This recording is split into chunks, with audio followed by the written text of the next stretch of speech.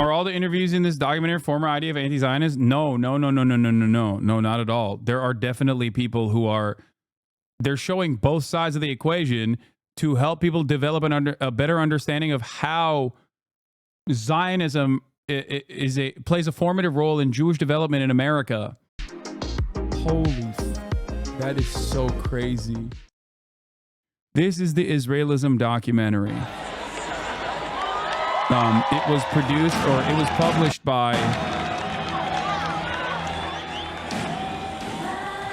published by, Watermelon Pictures, by friends of the show. Okay. And it's very good.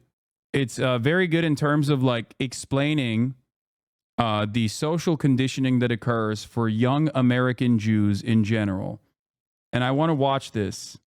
I want to watch this with the hopes that maybe people will develop a deeper understanding of how people arrive at the positions that they do in terms of Israel, and how Israel's existence is reaffirmed through social indoctrination at a very early age, in many ways that I have discussed at length on the broadcast, and maybe even some ways that I was not privy to. Many American Jews in this community that are anti-Zionist have had a similar journey and have unlearned some of these things that they may have taken for granted.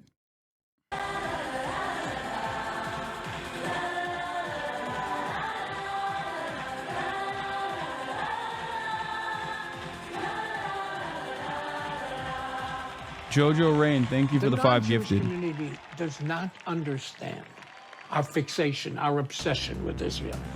Good evening, and welcome to the 2018 to the 2016 2019 Todd Lee Birthright Israel Winter Mega Event, Summer Mega Event, right here in Jerusalem, the eternal capital of our people. Is there anyone here from the United States of America? What's your name? Where are you from, brother? I'm Michael, and I'm from Detroit, Michigan. Everybody knows somebody who was in the army. Israeli soldiers, they're hot, they're awesome, they're strong, they're everything we could all want to be. My name is Israel. I'm from Brooklyn, New York. I came around Birthright in 2016.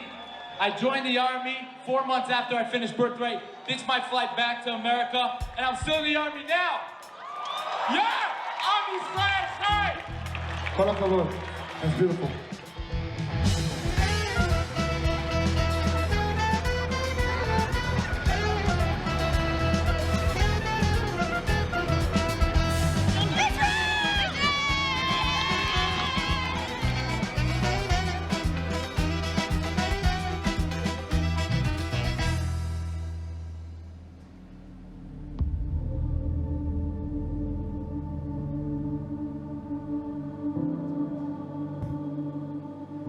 The first time I've been to the United States, I met so many nice people. Jewish Americans will tell me things like, we like you, but we don't like Palestinians. Even though I'm the only Palestinian they know. Of course, around that time, I would take it personally. But then you come to realize that people do not know. They know nothing about Palestine and Palestinians, or have no idea about what Palestinians are going through.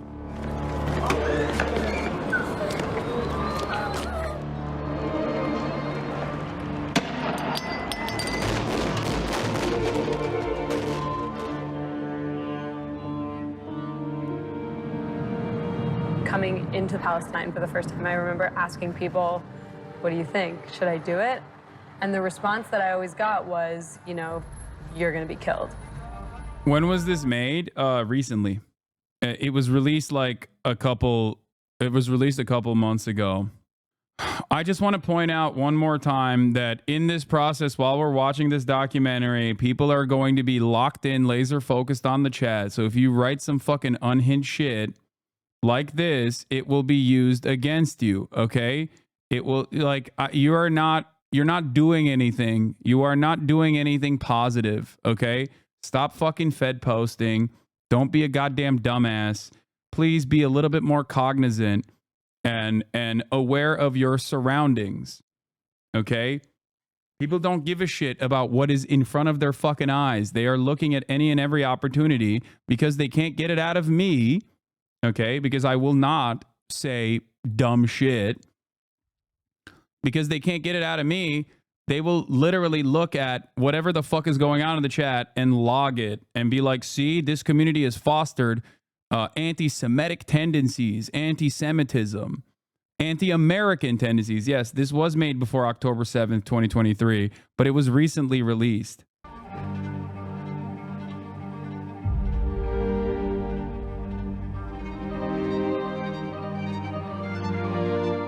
As a curious young person, like, what is this thing that is so horrifying that you can't bear to let me see it?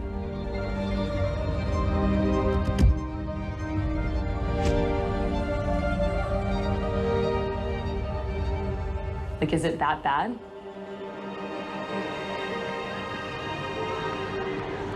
I love how they say that, considering how many anti-Zionist Jews are in the chat. I know, but it doesn't matter, right? Half the time, even though most of the time it is an anti-Zionist Jewish person saying unhinged shit, okay, including but not limited to Felix Biederman, who I will be having on the broadcast in a little bit, it does not fucking matter. It literally does not matter because, you know, I'd put it in emote or sub only because people are going to be brigading and posting shit on socks. Yeah. I mean, people don't even care when Felix says some shit. They'll just be like, Felix is anti-Semitic. People don't know he's Jewish. Or even if they do know he's Jewish, they just say he's anti-Semitic and they move on. And if they recognize that someone is Jewish, but they're anti-Israel, then they'll say he's like Candace Owens.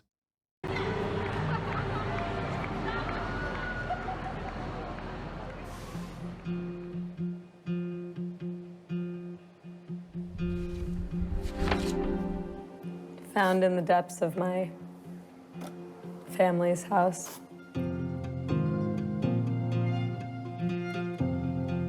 I found some of my Hebrew textbooks from elementary school. Israel shel Simcha, my Israel. Congratulations to Simone Zimmerman for winning the Israel Jubilee contest. February 1998. I was 7. I had like a pretty traditional Jewish upbringing. I grew up in LA. I went to a Jewish day school, kindergarten through the end of high school. I went to Jewish youth group, Jewish camp. I have family in Israel. I lived in Israel in high school on an exchange program. Simone Zimmerman is a prominent anti-Zionist Jewish activist. This documentary basically talks about her experiences growing up and the social conditioning that took place, and you know, stop tokenizing Jews. Yeah, okay, dude. I know we're doing that. You're right. Yeah, Simone Zimmerman ended up co-founding If Not Now.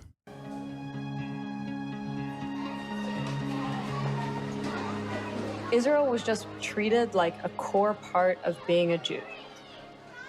So you did prayers and you did Israel.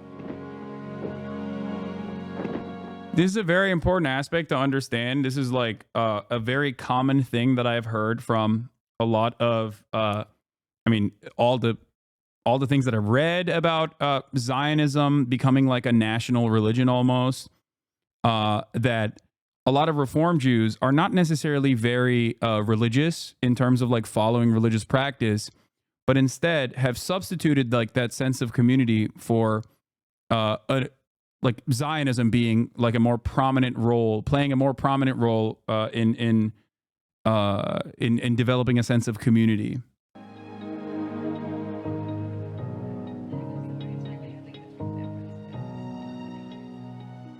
Israel is something that I feel so passionately about. Like it's, you know, it's my greatest passion. Everything Israel. I became a Jewish educator after my daughters started Hebrew school. I started teaching 2nd grade. During the years, I did 4th grade also. I'll be back. and just to be able to start them on this wonderful journey. I mean, it gets in your blood. And we teach Israel at the day school very well. We introduce them to the food and to the music and to the culture, in addition to the history and the geography. Figure out which one is the Israeli flag.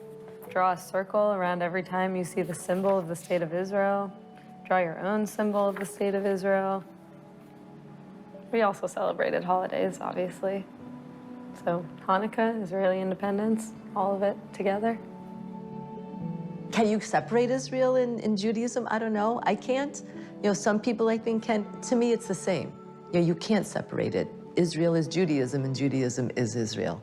And that is who I am and that is my identity. And I think every single thing that I experienced along my life has melded into that. Like there was never, you know, a divide for me.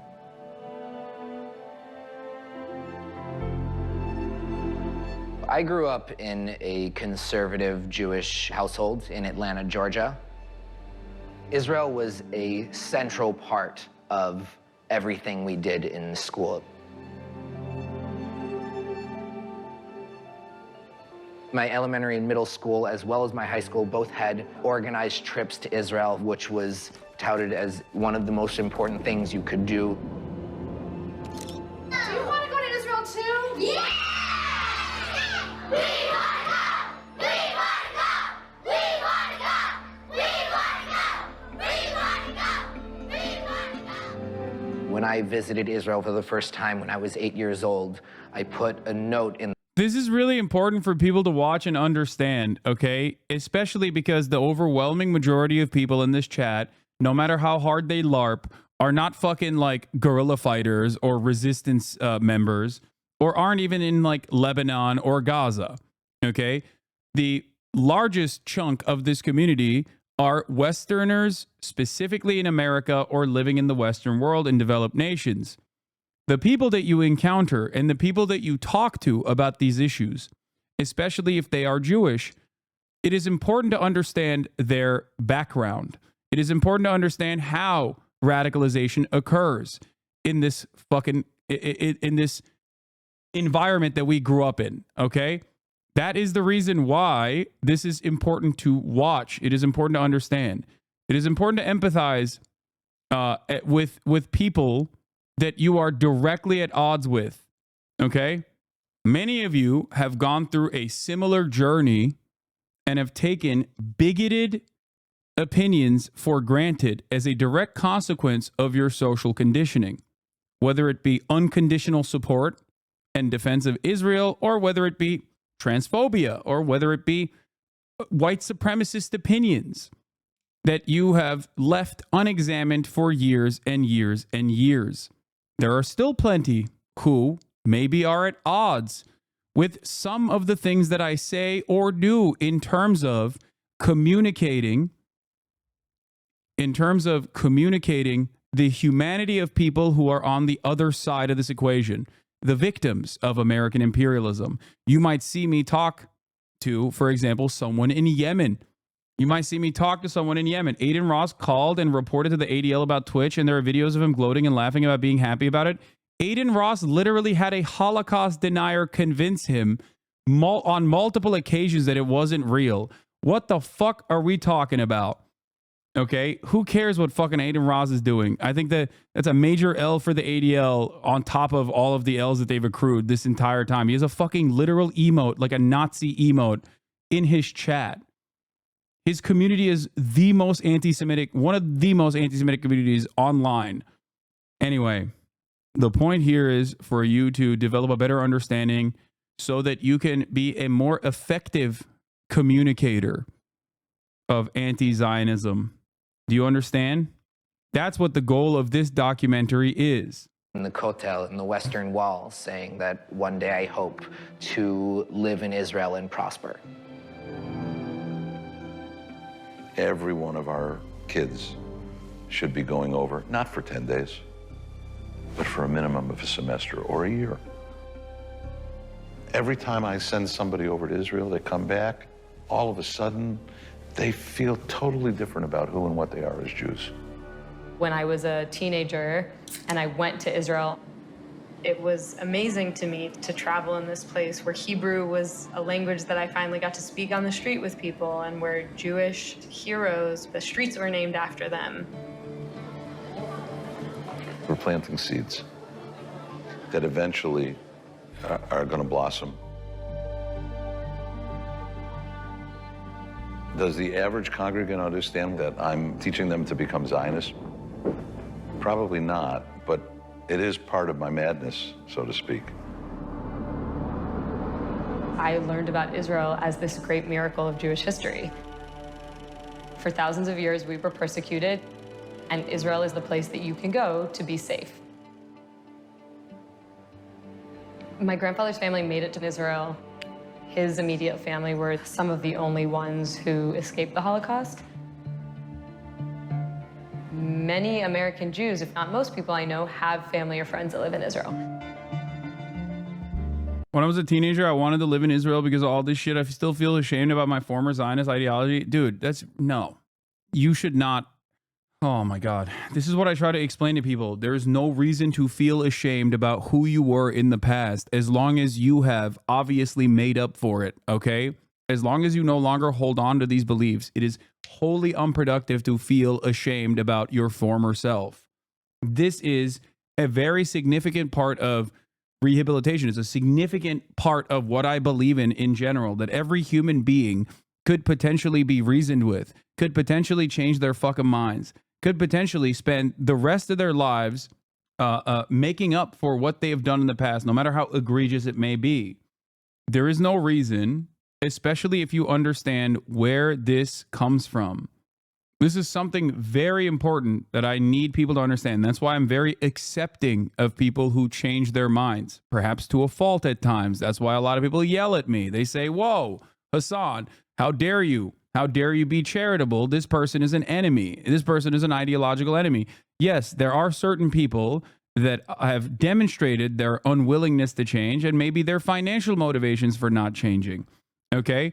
But beyond that, you know, beyond like the fucking drama peddlers and the psychopathic cyber stalkers and cyber harassers whose communities still could change, like members in their communities could still change their minds. And I hope that happens one day.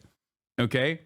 Beyond that, every single person can inevitably find the truth. They can arrive at it. My goal is to push them in that direction. Okay?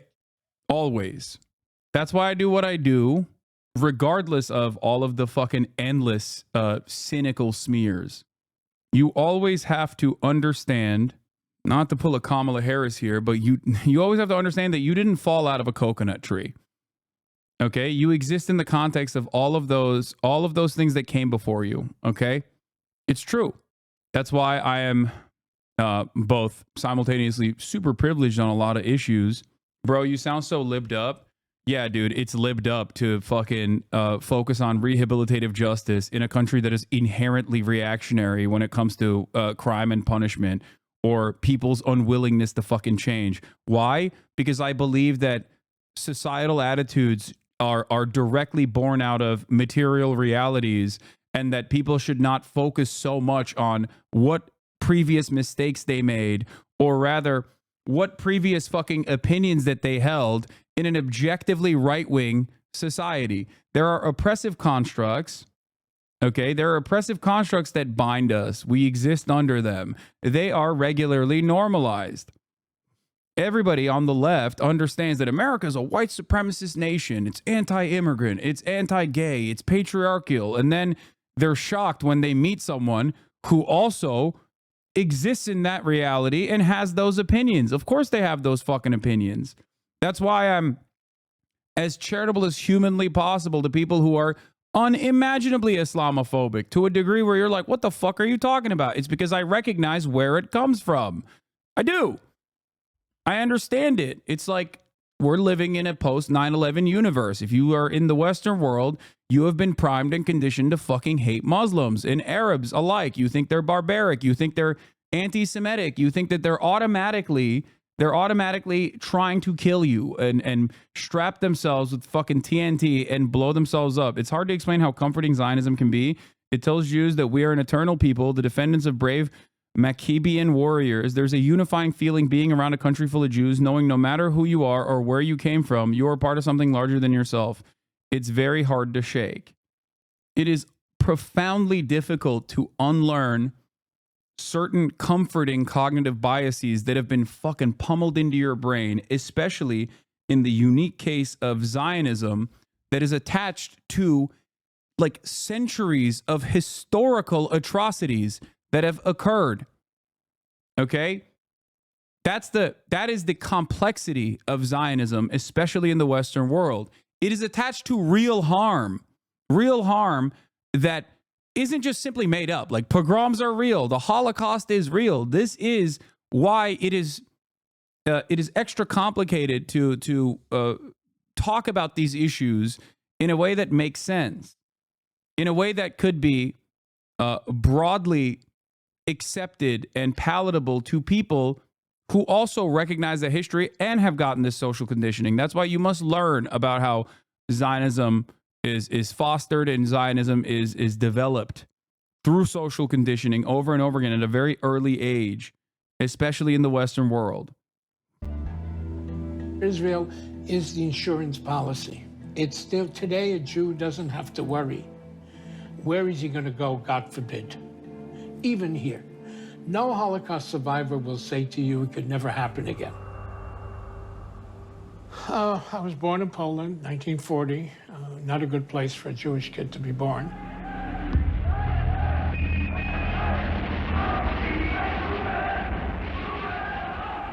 My parents were separated. My father went through a series of camps. Who knows why I survived and 1.5 million Jewish children perished. And so Israel became very, very significant in my life, even though 6,000 miles away. I probably visited Israel over 100 times in my lifetime. You know, as we sit now, my granddaughter is there for 2 weeks in high school. I did have many friends in Israel growing up, and every time I would visit Israel, I felt closer and closer.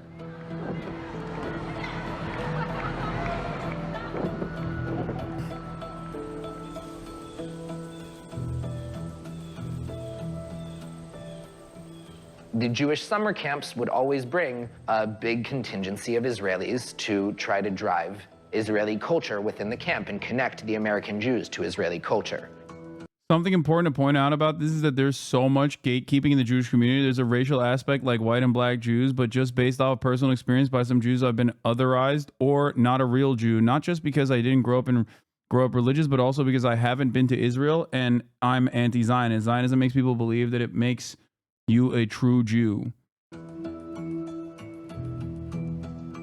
So when I was in high school, I went on this Jewish youth trip to Israel, and one of the programs we did was called Gadna, where we spent a day pretending to be soldiers in the Israeli army.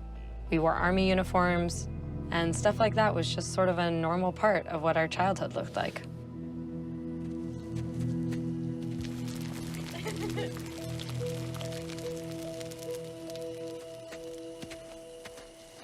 At summer camp, in the middle of the night, they would wake us up and take us out. Sometimes that was to pull pranks, and other times I remember doing military games, using the command pazatsta, sneaking around. So anytime the commander, who was one of our counselors, said pazatsta, we would all get on the ground, and they made a game out of it. Simulating being in the military and sneaking around and having to be a part of that. On youth programs that I participated in Israel, you could spend a whole week on an Israeli army base wearing army uniforms and going through a sort of simulation of basic training. And that's where some people, you know, learn to shoot guns for the first time. It's not just regular military games, it's specifically using Israeli military commands, often with Israeli counselors giving them. When you're a young kid, that really drills it into you that this is something important. And I wanted to be a part of that. We often talked about the ways that you could be a good supporter of the Jewish people. One was to join the army, and the other was to go become an Israel advocate. There were even clubs within school to work. Who was the original founder of Zionism? Theodore Herzl. Did he want what Israel is today? Abso-fucking-lutely. Like to a T, like a 1-to-1. Like not even, it is not, it is not even remote. It's not even like 10% different than what he imagined. If anything, the project is incomplete. Yeah, he would be very, very excited. And Jabotinsky even more egregious. Like it goes from really bad to like, oh my God, I can't believe you fucking, it goes from really bad, an open demonstration of like the colonial ambition to, oh my God, I can't believe you fucking wrote that out loud. Like, I can't believe you thought that. I can't believe you wrote that. I can't believe you fucking advocated for that. Even Herzl acknowledged that Palestinians are indigenous, though. Yeah, dog. What else did he also acknowledge? That they have to be forcibly fucking removed from the land. Like, what are we talking about? They very clearly understood that this was a colonialist project. There was no like liberalization of the Zionist project back then. On advocating for Israel. My high school sent a delegation to Would you talk about all the genocide without separating from America? You should say American Israeli. What do you mean? the AIPAC conference. AIPAC, the American Israel Public Affairs Committee. They're the people who tell the Congress which legislation affecting Israel they like and which they don't. The bond between the United States and Israel is unbreakable today, unbreakable tomorrow, unbreakable forever. AIPAC is just the thing that you do. Like going to the AIPAC conference is just sort of seen as like a community event. Here with us today are leaders from across the pro-Israel community, including Abe Foxman. I learned a long time ago, there is no way you can say no to Abe. You know, I don't know to what extent anybody makes a difference. I try to make a difference. Jewish education is still a major priority for the future, and certainly relationship to Israel. If you were to ask me, you had $100 million, how would you change the future of American Jews? I would make trips to Israel available to any Jewish kid who wanted to go. Make that experience. They're doing it now. It's called Birthright. I think Herzl wouldn't have imagined a religious turn it's taken in the past decade or two, but otherwise it's pretty much it. Jabotinsky especially was insanely militaristic and anti-Palestinian, and his idea of the Iron Wall has been Israeli doctrine since the state was founded. Yes. He definitely founded political Zionism. The military is everything. I think Herzl wouldn't have imagined the religious turn. That does make sense, especially considering that a lot of the fucking naysayers were religious Jews that were like, we are not supposed to have a state. Like early on, a lot of the opponents of Zionism and a lot of the opponents of Zionism had a different mindset in terms of the Jewish interpretation of statehood. Herzl was also, yeah, he was secular, and so were the early labor Zionists. Yes.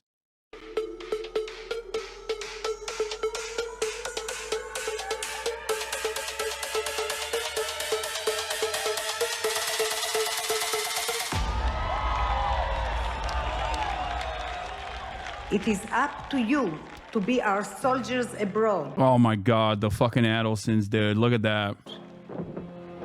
Armed with love and knowledge and conviction, ready to sway public opinion in Israel's favor. Learning about the quote-unquote conflict is something that is part of programming, as something that you have to learn how to defend Israel from the lies that other people are saying, and you have to be able to tell people the truth.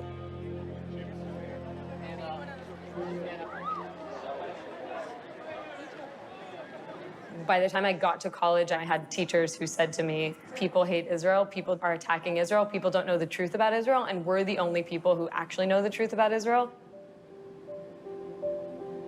If you're a Jewish college student, Hillel is your central address for Jewish life on campus. As a freshman, I remember walking into Hillel was one of the first places I went when I got to campus. It's a place where you can go for meals, to meet other young Jewish people. Pro-Israel advocacy is a central part of how they work to engage Jewish young people.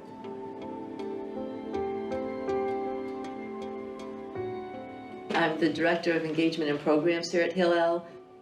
And this campus happens to be very proactive for Israel. A lot of people are very passionate. A lot of people love Israel. And there's a lot of advocacy here on campus in lots of different ways, lots of different groups. How did you become involved in advocacy for Israel? I kind of came to Hillel just because I was new on campus. I didn't really know where to go, and I really did find a lot of friends here. I came here on and off, but then when I went on the Birthright trip and I don't get it. Why does Israel need advocacy? Isn't the state completely pro-Israel? Dog, how do we arrive at that in a country as like most Western nations are pretty fucking anti-Semitic? How do we arrive at a nation state that is, you know, at the very most, the most tolerant type of like American is still like kind of anti-Semitic. They're like, oh, Jews are money people. Everybody knows that. They do control the media, but who cares? Like, I really enjoy Seinfeld. Like, that is like, there is a lot of underlying anti-Semitism in the Western world that hasn't really gone away. In order to continue its existence in the violent ways that it exists, with a steady flow of weapons and money, you have to do a lot of fucking propaganda. You have to do a lot of advocacy. Advocacy that, in my opinion, got even more aggressive after the fall of the South African apartheid, which was, of course, deeply aligned with the nation state of Israel. I think that they learned a lot of lessons from how the South African apartheid ended and looked at that to be like, we can never let that happen again. Now, ironically enough, fascism being such a self-defeating, inherently suicidal ideology, they are quite literally doing the South African apartheid final moments right now. You know, going into behaving like a belligerent, going into war with other nations for no fucking particular reason, no discernible reason whatsoever. These are some of the things that the South African apartheid did in its final stages, right? And that's precisely what's going on. Like, this isn't even about like dual loyalty narratives, but like, Amos Hochstein is literally an IDF member. Like, he's a former IDF veteran. Okay? This dude is one of the Biden administration's main players right now on the issue of what Israel gets to do. Like, come on. That's fucking ridiculous. Doyle heads unite. Doyle Irish supremacy. Yes. Like, that's insane. I'm not of the mindset that even if you are an IDF veteran, that you can't be a valuable statesman. I'm not saying that at all, right? You can. It's just entirely dependent on where you arrived at in terms of your fucking positions. But he's not only an IDF veteran, but he's also unimaginably pro-Israel. It's ridiculous. Like, can you imagine someone being like, wow, this is a former IRGC member who is now responsible for America's partnership going forward with Iran? I mean, there is no comparison to be made in this situation because, you know, America has been historically anti-Iran, and America has played a formative role in the development of the Israeli nation state. But, like, you know, it's just laughable. It's laughable. It doesn't make any fucking sense. Yeah, Hochstein was a part of the IDF during the invasion of Lebanon. You can't make this up. And now he's one of the key figures being like, yeah, Israel should also invade Lebanon. It's a great idea. Keep going, kings. He's also the guy that they sent to Lebanon to facilitate a ceasefire. America's dishonest brokers What's Israeli to me? Amos Hostain. To the Interior Ministry, he's also Israeli, a Jerusalemite. If you ask the IDF, you'll find he's simply a tank crewman, no more and no less. But here's the thing. After the army, Hochstein settled in the United States, and in the recent years, he returned to the Middle East wearing an American hat. So American, in fact, he became impartial. So much so that these days he's serving as the American broker between Israel and Lebanon on the gas agreement. I guess, like, is it a ceasefire suddenly? America's dishonest brokers, an opinion piece from Haaretz, which, of course, is going to be impossible to fucking break through this paywall, even though it's very possible for you to break through the paywall of the... Oh, it was the 2022 gas agreement. Okay, I was like, what the fuck? He's now the ceasefire guy, by the way. That's why I was thinking, like, what the fuck? What do you mean the gas agreement? This is a 2022 article. Yeah. You can bypass the paywall at the top of the hour by subscribing for $6 or free with the Twitch Prime User Stream and ad break now. Anyway, let's continue. Kind of got to know the staff, Tom and Jackie, a lot better, got to know people at Hillel a lot better, and just got to know Israel a lot better. I came back and I knew that I wanted to put a lot more of myself into Hillel, the Jewish community on campus, and just... Why does my school ban your YouTube vids but not Ben Shapiro, Charlie Kirk? Wait, what? What the fuck? Your school has banned my YouTube videos? What the fuck kind of school? What school is that? That's awesome. That's kind of sick. Just Israel advocacy in general. On Birthright, we had Israeli soldiers with us throughout the entire trip. You learn so much, and you learn the reason that they serve. It's just a feeling that I don't think any of us could ever imagine except for Tom. My job is doing Israeli program on campus, and that relates to Jewish events, cultural, political. Israeli events, cultural, political. I would say, name a university in America, we probably have a person there.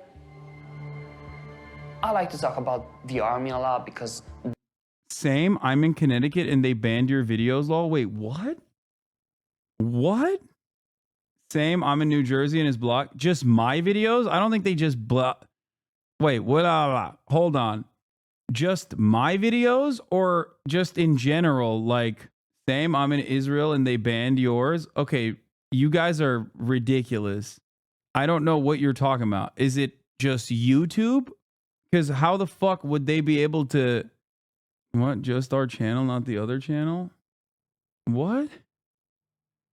It's probably just like YouTube in its entirety, right? Like, I don't understand. I'm confused. Anyway, let's just keep going. That's an experience that I lived through, and I have a lot of personal stories. There are a couple of students who said, yeah, I'm thinking about joining the IDF one day. So my first thing is saying to them, are you sure? Because it's not an easy decision. That being said, it will probably end up being the most meaningful experience that you ever go through. You're gonna tell your kids stories about it. Yeah. One of our former young emissaries just graduated into the Air Force. I mean, that's the greatest gift you can give, you know, and we actually have had quite a few of our former students join the IDF. Amazing. I mean, just amazing. I'm in Houthi University in Yemen. They have banned all YouTube channels except yours. Okay, that was funny. I don't even know if that motherfucker was a hater, but that's still pretty funny to say. That's so dumb. I'm at Houthi University in Yemen. They play your videos here all the time. Kids, these are 18, 19-year-olds. It's like something I've dreamed about doing since I was 7 years old. You have you find your sense of purpose. All my friends are so proud of me and they understand that this is something that like I have to do. Almost 10% of my graduating class at my Jewish high school joined the Israeli army.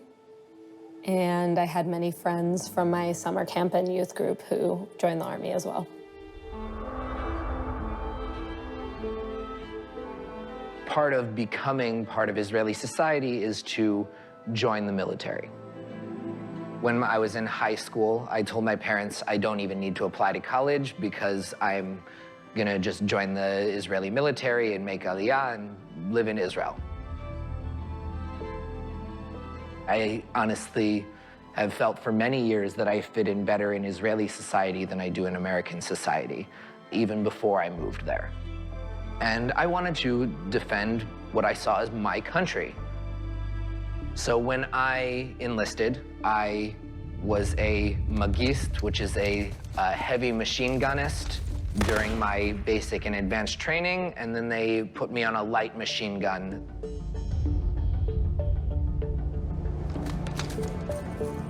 We were training for war, training for strategy to conquer hilltops and conquer open spaces. 1 week was focused on urban warfare in close quarters, and that was simulated in what looked like Arab housing. For the record, like, militarization plays a prominent role in the nationalist project. So does schooling. Okay, so this plays a big Hamas you here. We had an entire course in shitting on D. Had because Israel blew up all of our schools. Okay, stop. Enough. After the 7 months of our training, we were deployed to the West Bank.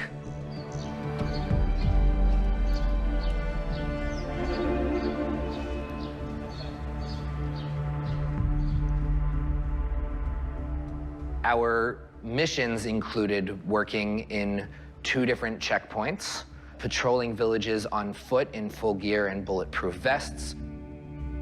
We would go into apartment buildings, go up to the roof, and make sure that we could be seen so that we could make our presence felt. We wanted them to know that we were watching. That was the goal of the mission. We would set up what's called a checkpost, which is a checkpoint that is situated at a major intersection. At checkpoints, we would stop people, create a traffic. Did you have this level of nationalism in school in Turkey, like camps or programs? First of all, there's no camps or programs about joining the military. There's mandatory conscription. So every Turkish male at a certain point in their lives is most likely going to join the military. It's required by law, which is another reason why I also always say, like, I understand Israeli society better than people think. Okay. But yes, Turkey is very, very, very nationalist. Traffic jam, check their IDs, check their trunks. Every day on their way to work or on their way to visit their family, to keep them on their toes, essentially. And they being Palestinians.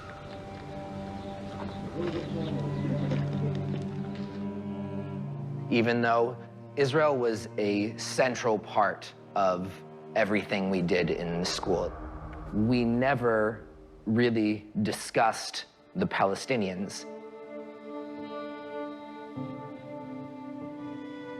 It was presented. He's not being giddy about it, man. Shut the fuck up. Just let the goddamn documentary cook. Y'all are so fucking annoying and responsive instantly. Like, you have to fucking, in real time, be like, fuck this guy. Like, shut up. Let him fucking tell a story, man. Holy fuck. To us that Israel was basically an empty wasteland when the Jews arrived. There were some Arabs there, they said, but there was no organized people. They had really treated the land poorly.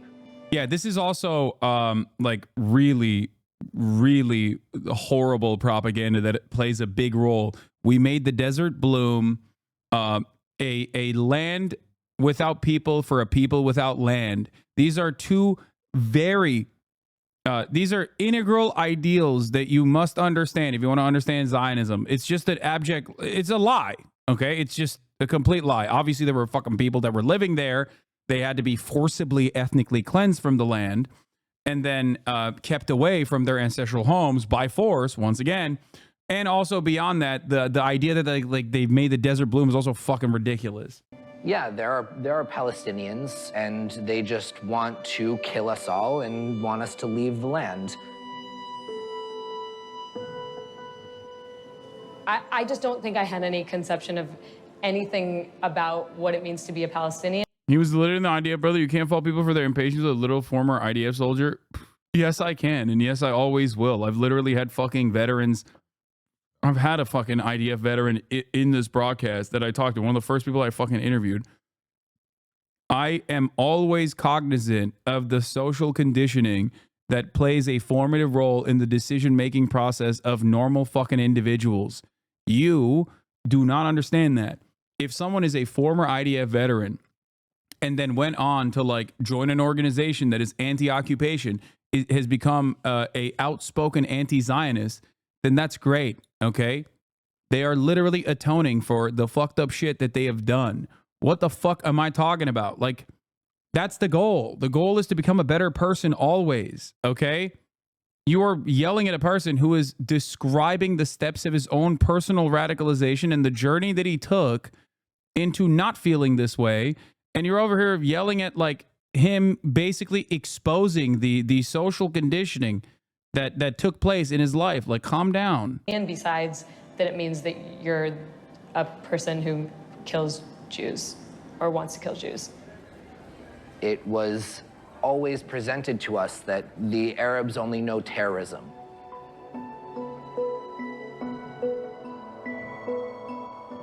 Ever since I came back from the States, I realized that the best way to help people understand the reality imposed on us by the State of Israel is for them to be there. The one thing that I want to give the rest of my life for is to help people understand the reality that is going on in Palestine. I grew up all of my life in this occupation. I grew up in Bethlehem, in Palestine. To be honest, I do have my days where I wake up and look in the mirror and ask what is going on and what can I even do today to change anything in the situation. I remember from the youngest age growing up with my parents always warning me, always telling me not to go out, not to go on the street, not to play on the street because of the soldiers and the settlers.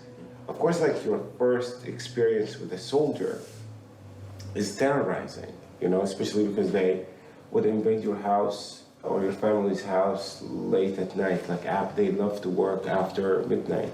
My first experience with soldiers as a child was an experience that put fear in me. An American Jewish soldier talking to my father and yelling at him and shouting at him, which of course as a child you feel very ashamed. Chat, did Hasan say he did an interview with the IDF veteran? Yes. Ofer Kasif, brother. Not that it fucking matters, because like Ofer Kasif's perspective is what matters. Shamed and insulted. And my father, because ironically we are American citizens as well, turned to him in an American accent and asked him where he was from.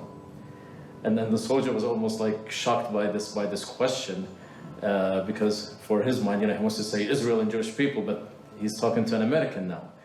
And he told him he was a part of the Nahal paratrooper brigade. During the first Intifada, he was sent to military prison 4 times as a conscientious objector for what he described as refusing to oppress the Palestinians, to take part in the oppression and occupation of the Palestinians. 4 times. He's my GOAT. He's legendary. I think he's a fantastic individual. Like from Chicago.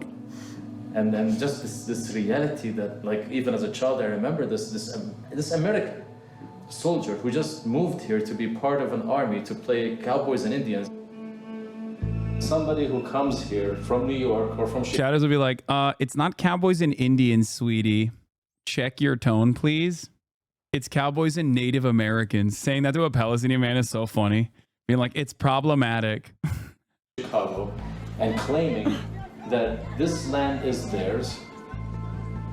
What makes like an 18-year-old American kid who was given a 10-day trip for free in Palestine, what made him want to come in and sacrifice his life? Why would a foreigner think it's okay to have superior rights to the rights of the indigenous population? Because somebody told them it's home. Are all the interviews in this documentary former IDF anti-Zionists? No, not at all. There are definitely people who are, they're showing both sides of the equation to help people develop a better understanding of how Zionism plays a formative role in Jewish development in America. This is our land. This is ours. That's what was conveyed to us.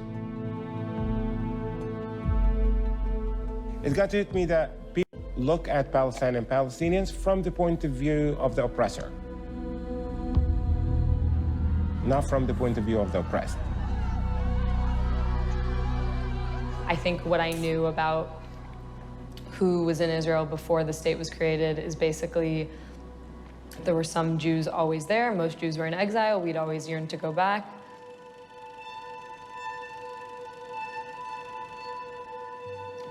The idea that there were native inhabitants that lived there was not even part of my frame of reference.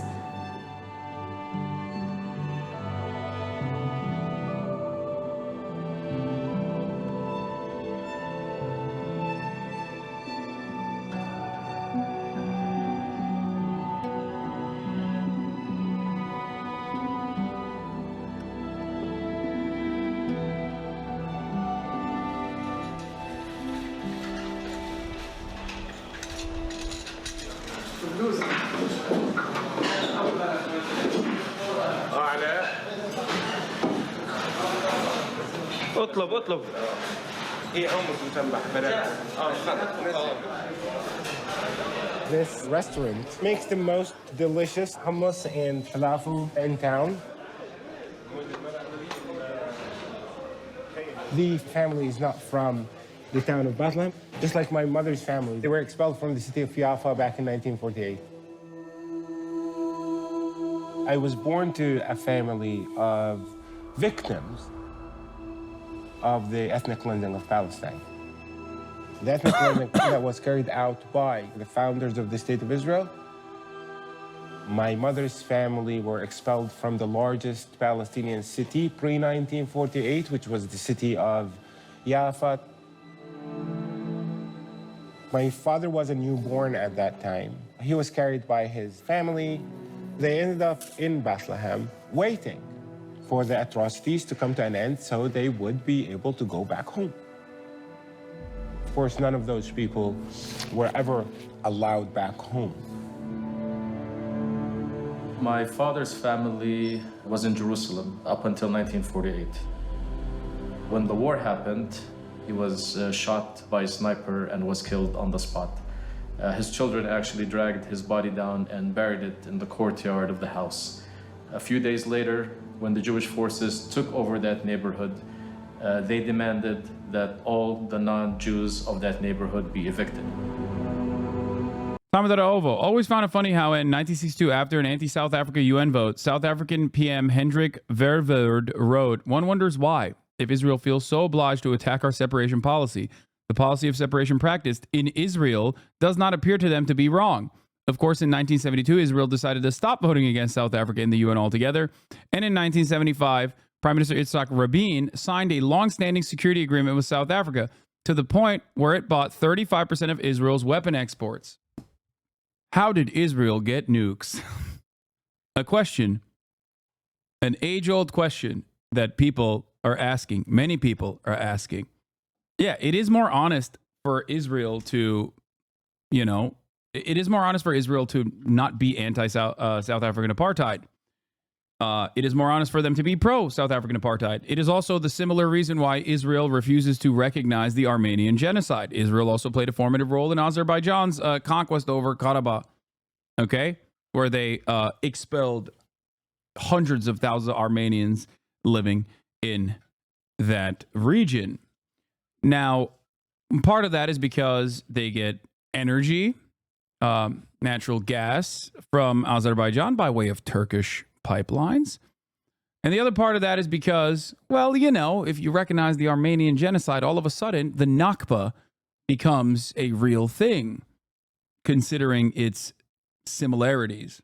Oops, sorry. Let's continue. People from their land. By the way, notice how nothing has fucking changed. History.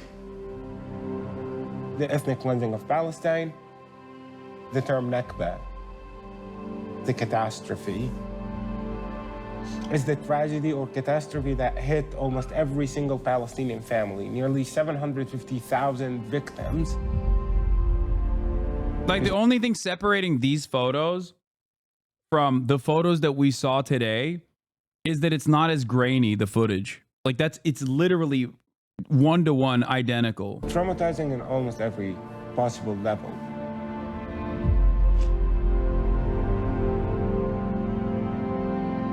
What are the similarities between the Armenian genocide and the Nakba? What do you mean? Forcible expulsion of millions of fucking ethnic Armenians from an area that they have called their ancestral homeland at gunpoint, killing a shit ton in the process? What the fuck?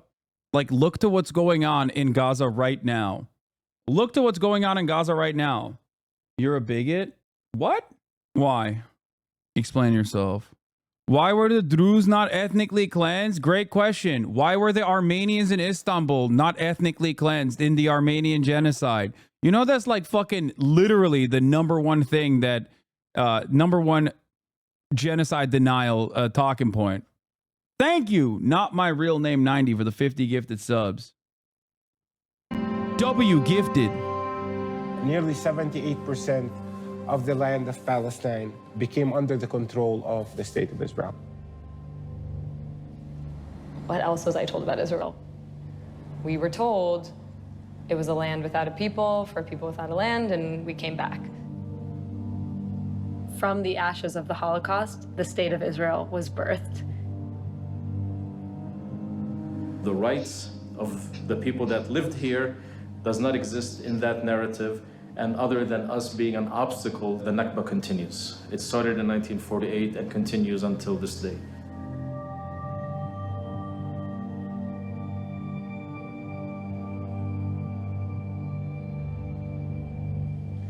In 1967, the State of Israel managed to complete its control over Palestine by taking over the territory of the West Bank and the territory of Gaza. Okay, here's the good stuff. More maps of Greater Israel.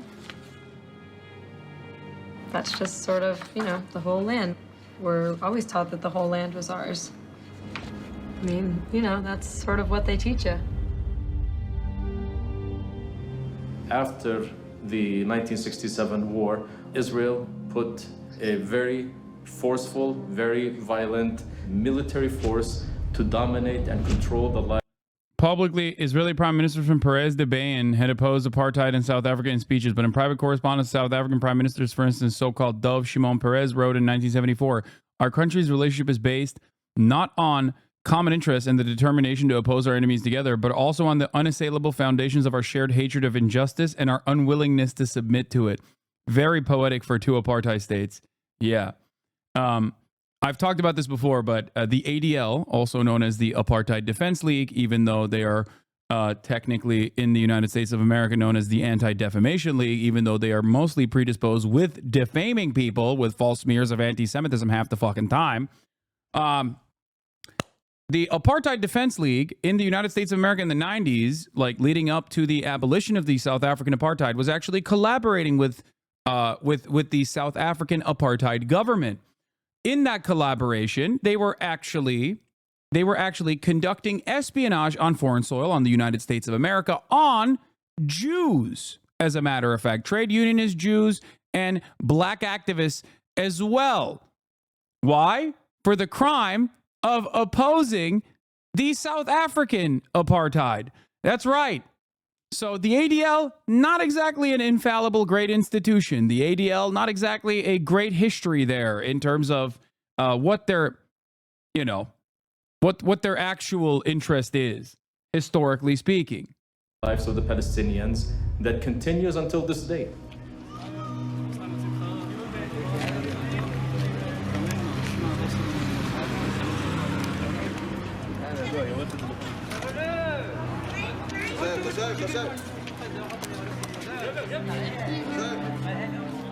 The intention of Israeli control over the land of Palestine is complete colonization of the territory.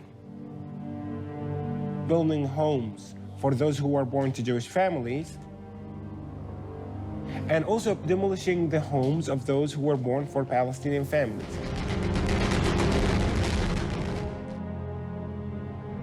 Palestinians kicked out from their homes, confiscated by settlers. You are stealing my house. And if I don't steal it, someone else is going to steal it. No, no one is allowed to steal it, ya ammi. The video heard around the massive world, movement dude. To confiscate land, to build settlements, to expand settlements. Before we were even fully trained, we were deployed to protect settlements. It was all for the security of the settlements.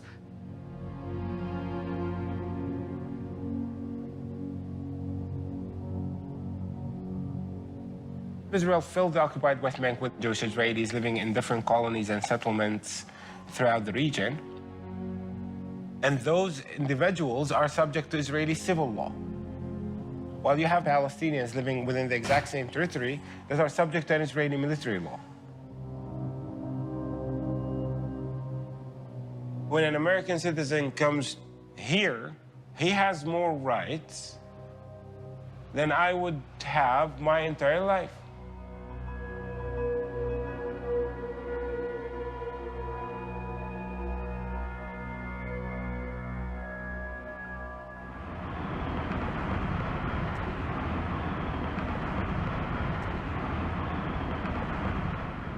We are in the quote-unquote West Bank.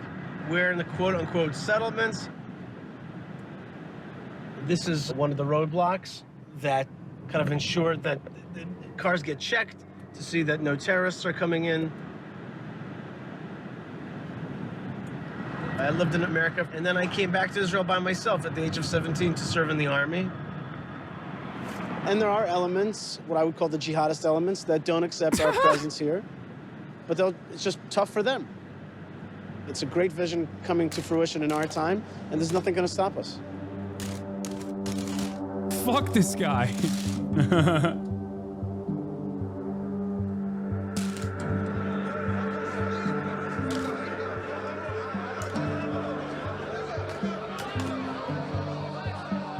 From the day you are born, you live in, day out, without experiencing a day of freedom. Palestinians have to be forced to live in cages. So I'm Israeli, born and raised. As a young Israeli growing up, my grandparents lived in the center of Jerusalem. The battle for Jerusalem, at least 26 people are reported dead. People I knew were injured and killed. And from a very young age, I knew I'm going to be joining the military. I was never in a Palestinian house till I barged into one in the middle of the night.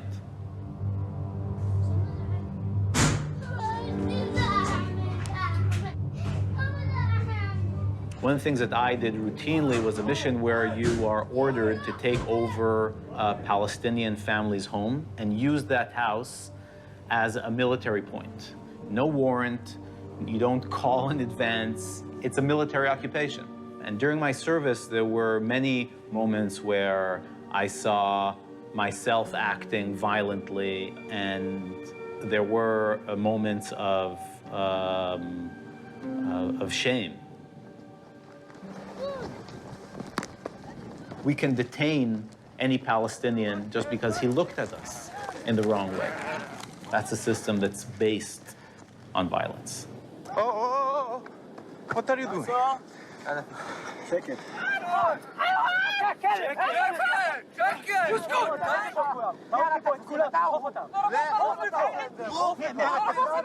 We have a security matter, you know? Security, it's about security.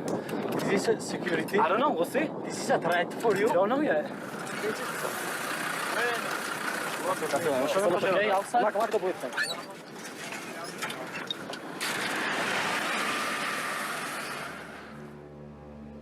When I was stationed in the West Bank, one day, one of my commanders came and grabbed me and one other soldier and said, there is a detainee at the Hawara checkpoint, and we need to go pick him up and bring him to the detention center that's in the base. When we got there, the Palestinian detainee, who was maximum in his early 20s, was sitting on the curb with his hands tied behind his back with zip ties and blindfolded. We got to the detention center within the base, and right outside, there were about 8 soldiers waiting for us. They saw us come, they grabbed the detainee from our hands and threw him to the ground while he's still blindfolded and hands tied behind his back. And they started kicking him for a good few minutes. I was responsible for this man's well-being. I was responsible to bring him from the checkpoint to the detention center. That was my job. And right outside the fence of the detention center, they grab him from me and they start beating him. I felt responsible, but my commander wasn't saying anything, so how could I say anything? The entire time that this was happening, a military police officer was standing just inside the fence, watching and smoking a cigarette. As soon as these guys were done kicking this Palestinian man, the military police officer tossed his cigarette. He came, brought him inside the detention center.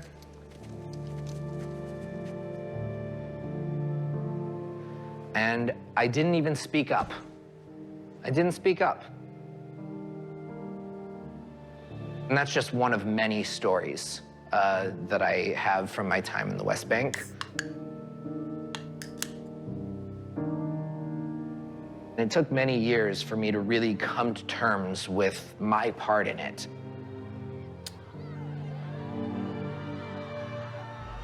Only after I got out of the army did I begin to realize that the stuff that I did in the day-to-day, just working in checkpoints, patrolling villages, that in and of itself was immoral.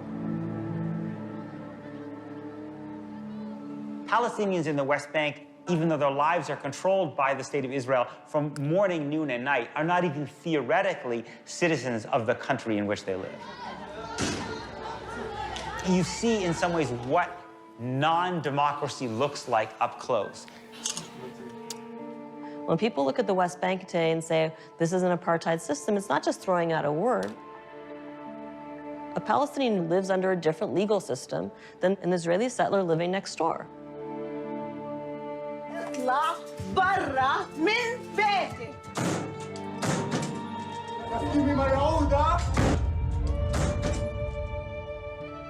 Anyone who, sees these facts on the grounds or speaks to Palestinians would understand that this is a process of settler colonization, of an apartheid regime.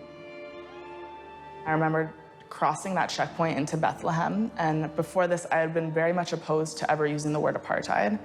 But seeing the sort of night and day difference just by crossing this wall changed that for me in an instant.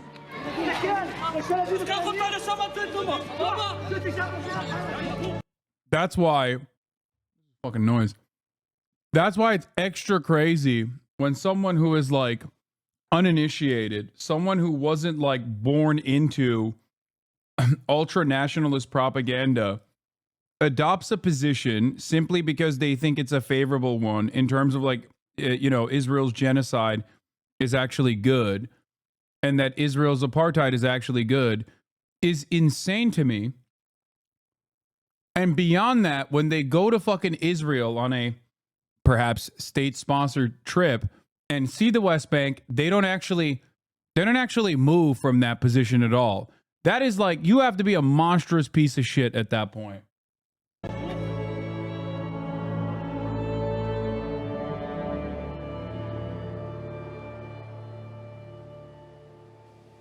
Serving in the Israeli army is obviously one way of supporting Israel, but there's also another modern battle that is happening on campuses each and every single day. Hasbro. And you are standing in the front of it. And the Israeli government, the Israeli people, thank you for that, and that's why they put me here, probably. And I thank you for that. So We need PR up here. there's a lot of PR to be made. This university, thank God, is fairly apolitical. But I've heard all over the place how universities are these hotbeds of anti-Semitic and anti-Israel work.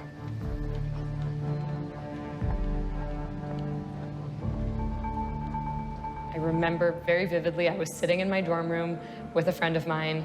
We got a phone call that an anti-Israel bill was being introduced in the student government. We bolted. On the way, called our parents. Both got sent talking points.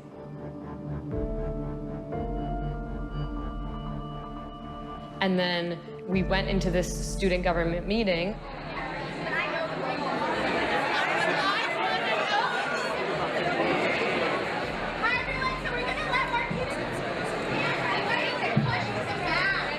Oh, shit. Everybody, please take your seats. Did he post that he's outside? That's hilarious. That is fucking hilarious. Doors open! Kaya. I'm so sorry. Dude. I was locked in on the Israelism documentary. Have you seen this yet? How the fuck did you guys figure that shit out so quickly? University of California, Berkeley, calling on campus officials to divest from companies that supply weapons that Israel uses in its occupation of the Palestinian territories. You are siding with the Palestinians on the Israeli-Palestinian conflict. There's just no question about it. I just knew it was this bad thing that I had to fight. It is anti-Semitism. It is. You are trying to make me feel marginalized on my own campus. And I remember all of us going, well, you shouldn't boycott Israel because it's applying a double standard, and you shouldn't boycott Israel because it's unfair to single out Israel. Please, I beg of you, I beg you, please, to have compassion and to remember that we are alienating students, and I am devastated by this bill. I am a human being. I still remember you have these Palestinian students who get up and said, you know, Jewish students, you are crying about feeling silenced and marginalized. You know, my aunts. Okay, I remember, you know how I said you shouldn't feel shame because you're a product of your social conditioning? If you took it to that level, there's a little bit of shame you can feel. That's fine. That's valid. Like just a little bit. As long as you're now a productive anti-Zionist in general, but like, all right, let me clear out some space for you. Okay. There's a lot of shit here. Felix Biederman is in the building, everybody. Hello, everyone. Here, I'll move the camera. So thank you to everyone in chat who helped out. Yeah, that's crazy. They were like lighting the chat on fire. It was my last resort. Yeah. No, that's not the first time this has happened where I forget or I don't check my messages because I'm locked in. We're watching the Israelism documentary. Watermelon Pictures put it out. Noah wanted me to watch it as well. So like, and it's just like talks specifically about like how Zionism festers from such an early age and how like Israel is declared like you want to? Oh, yeah. Israel is such an important part of like American Jews' upbringing and birthright and all that. Yeah, it's really interesting because it's like, you know, people make the distinction between like, you know, reform and like conservative and orthodox, but it's kind of like, I feel like the indoctrination is like more sneakily codified into like reform organizations, like from my experience. That's where a lot of like the I don't know, the they don't pinkwash as much anymore, but sort of like painting this sort of like idealized Ashkenazi led like left liberal Israel of the 1970s, where that's like super idealized, kibbutzes and shit like that. Yeah, for sure. All right, let's continue. And cousins didn't sleep for weeks while bombs were falling overhead in Gaza. What do you have to say to that? If divestment is hostile, then where do we begin to describe the hostility of a military occupation? I was thrown into all these conversations where people were throwing around all these words that I'd never heard before.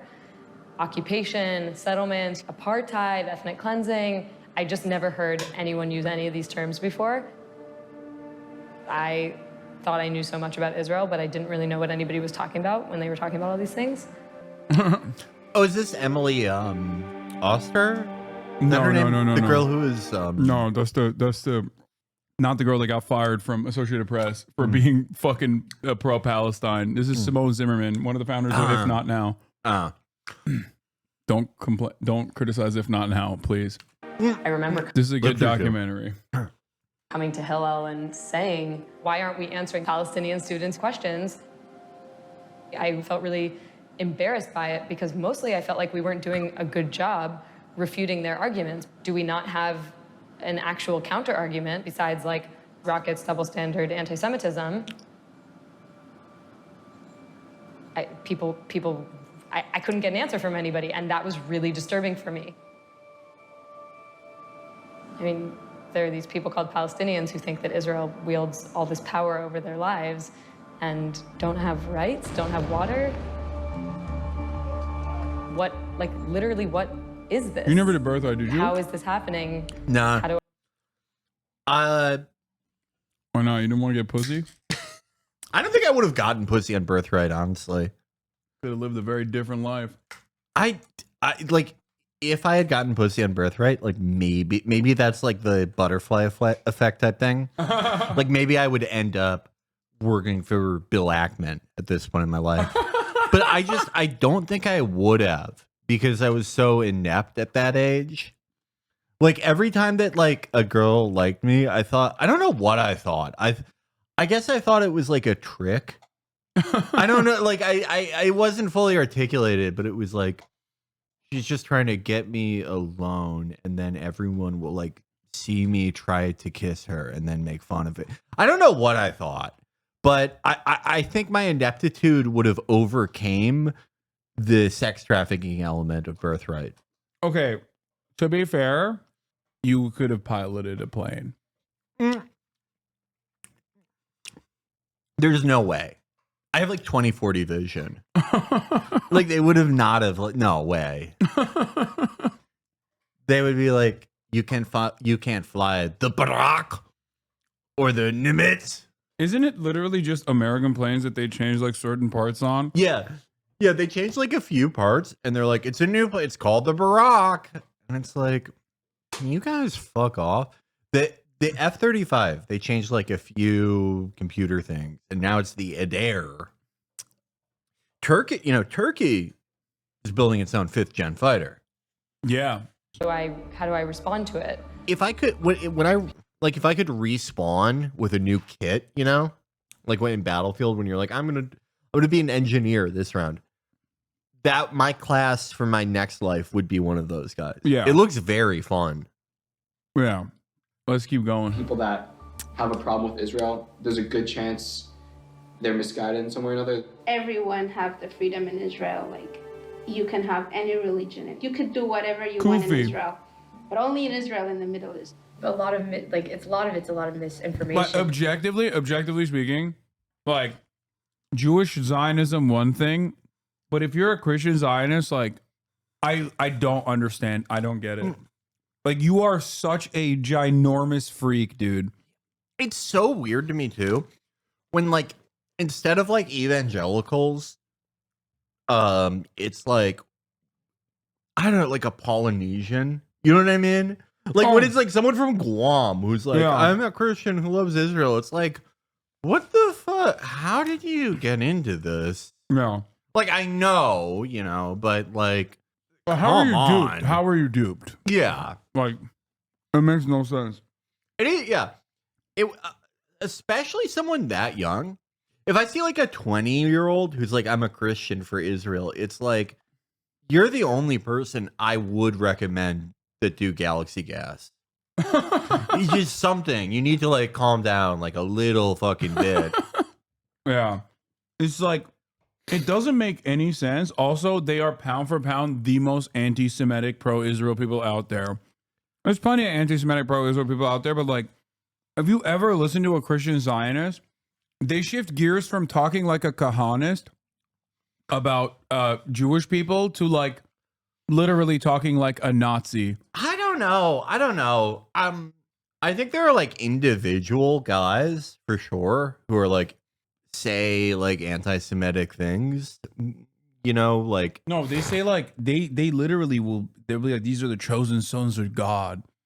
Like most of the people like that I have encountered like in my life, and most of them that I've seen are like it's not even like Phileo-Semitism. It's like something different. It's like something beyond that. Yeah. It's like they talk about us like we're the elves in Lord of the Rings. Yeah, no. Like I like. Yes, you're absolutely right. That's what I meant when I said like they speak like Kahanis in terms of like when they mention Jewish people. I just like anti-Semitism in America. There just like isn't the same like cultural context for it as in Europe. And like, yeah, no, there absolutely like it has been it has existed like historically for sure, and even recently. But it's not like quite the same thing. I think that's one of the reasons why like very, very hard right groups have like kind of a ceiling in America, because it's like that's just too like European for Americans. Yeah. Well, I guess we're like kind of with Stephen Miller, we're like recreating. We're doing that right now. Yeah, Stephen but Miller, he's a Jewish, guy. Yeah. I don't know. He must be. I mean, he's definitely pro-Israel. Like, there's no fucking way. Mm-hmm. He's not like anti-Semitic to that degree. Like, but Yeah. he was talking about what's that fucking French Nazi? Oh, Camp. Camp of Saints. Yeah, Camp of Saints. Like he was like, oh, that was a very formative work for me. But that book is more like immigrant. Like anti black and brown people. It's been a while since I read it, so I don't know if they're Jewish characters. I'm just kidding. It's like I've never actually read. I've read like the plot summary. It's really stupid. Basically, there's like a boat that has every refugee in the world, and the president of France is like, "Oh, we should let the boat in for diversity." And the boat that has like, I guess like 1 billion people on it. Okay, if it was true the French work, like French ideology, then yeah, it would be a Jewish guy in his ear telling him, let everyone in. Yeah. That would be like the anti-Semitic aspect of it. They did do the Ben Dreyfus. You know? That is them. Right. Let's keep Some going. of it comes from misinformation. Some of it comes from ignorance. Some of it comes from lies. And it's very hard to deal with that in any kind of a positive way when they're coming from such a place of not understanding what the reality of the situation. When they just have this in their head, all this misinformation and all these lies. I mean, somehow pro-Palestinian has become pro-social justice. Somehow. Oh, yeah.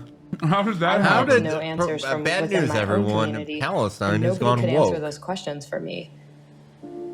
How is it that I am like the best the Jewish community has to offer? I've been through all the trainings, all the programs, and I don't know what the occupation is. I don't know what the settlements are. Eventually, it got to a point where I found myself wanting answers to the questions that Palestinian students I love were that old asking. lady, the one who said the And Palestine's gone so woke. it led me on a process I would of trying to I would go bet figure those things out. $100,000 that her name is Sandy. If her name isn't Sandy, then I don't know shit. Maybe. I mean, this is why it's like funny. What? Bro, how can you unironically imply you're anti-social justice? What in the fuck? I think you misunderstood the point that we were making. No, it's like, of course it's fucking, oh, the lady in the video, not you, my guy. Okay, my guy, chill. Yeah, don't call me my guy. Chill, dude. I am not your guy, okay? No. Calm the fuck down. Here's a 3-minute ad break for you, and you alone. My man, sorry. It's all good. Okay, buddy. Chill, guy. I like guy when people just call you guy. Yeah, it's old school. That's a guy from Toronto. Yeah. That for myself. What is this thing that is so? See, for Simone, she had this journey of self-reflection. Instead, she could have just been like, no, actually, everyone is being anti-Semitic to me. Yeah. What do you mean? I don't know what the occupation is. Well, you must be anti-Semitic for telling me what that even is or exists. Yeah.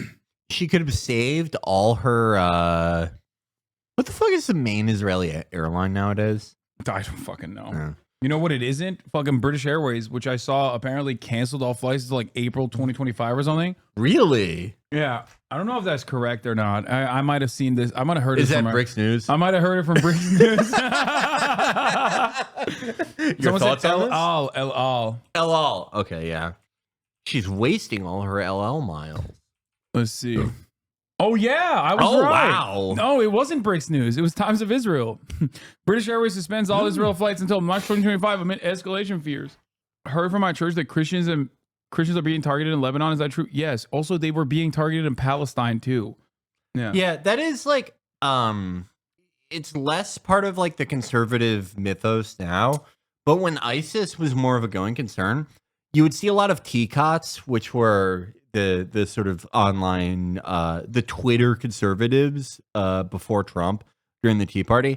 They would put the Arabic symbol for Christian in their profiles because they were like, we're just like the Christians being killed by ISIS under Obama. Obama's doing the same thing to us with these wedding cakes. Yeah. But like, they're like fundamentally like incurious people. So they just assume that the Christians over there are just like tanner versions of themselves. Yeah. And so Ted Cruz in like 2014, he went to this some association for like Middle Eastern Christians in DC. And he made a speech there like under that assumption, under the assumption that like they're all just tan evangelicals, and opened the speech by talking about how he's never going to abandon Israel. And of course, they're just like, what the fuck? Like, and he kind of got booed off stage. Yeah. I love that. Yeah. It's like Trump being like, oh, we have to protect the Syrian Christians or whatever. Yeah. It's like, we have to protect the Christians in Syria. It's like, yeah, I wonder what they think about Israel. Like, yeah. That whole thing, it was like, it became like especially hard to take after like ISIS really like, you know, ramped up the destruction of these historic churches and just, like, massacring fucking people. For these people in like Missouri to be like, yep, one struggle, me and them. Yeah. That's the biggest problem for a fucking Lebanese Christian living in like fucking Tyre, is that there might be a homosexual misconduct on television. Yeah.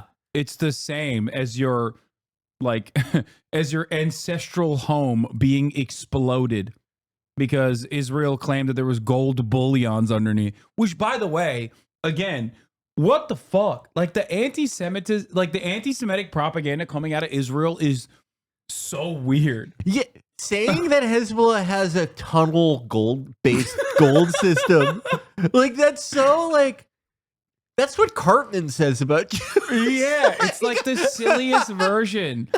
It's like the silliest version of anti-Semitism. Like, oh yeah, they have they have deep tunnel systems full of gold. It's so under the hospital. We have to bomb it. I don't know why they're even like bothering with this shit. Yeah, you know, it's like Iran controls the media. yeah. Iran is the octopus. Iran controls the media. Persian men are more sexually deviant than Aryan Jewish men. Yeah, they also said fucking. I mean, they blew up the Hezbollah banks. They blew up the Hezbollah banks and the Hezbollah apartment. Yeah, I really think that like there is kind of a realization among Israeli like people operating Hezbollah now that like the only swing voters on this issue left are like very stupid, and that is the defining characteristic of all the stuff we see now from them. The modern right is so bad at combating Marxism, we must look at who successfully defeated it in the past. Assuming that Hitler is the worst person in history, he did successfully eradicate communism, so we should study at least how he did that and consider whether our current approach of losing could be reevaluated. Is this Elijah Schaffer just being like, hey, we should just call all of the socialist Jews? Or like, does anyone on the right wing, like, they know how that ended, right?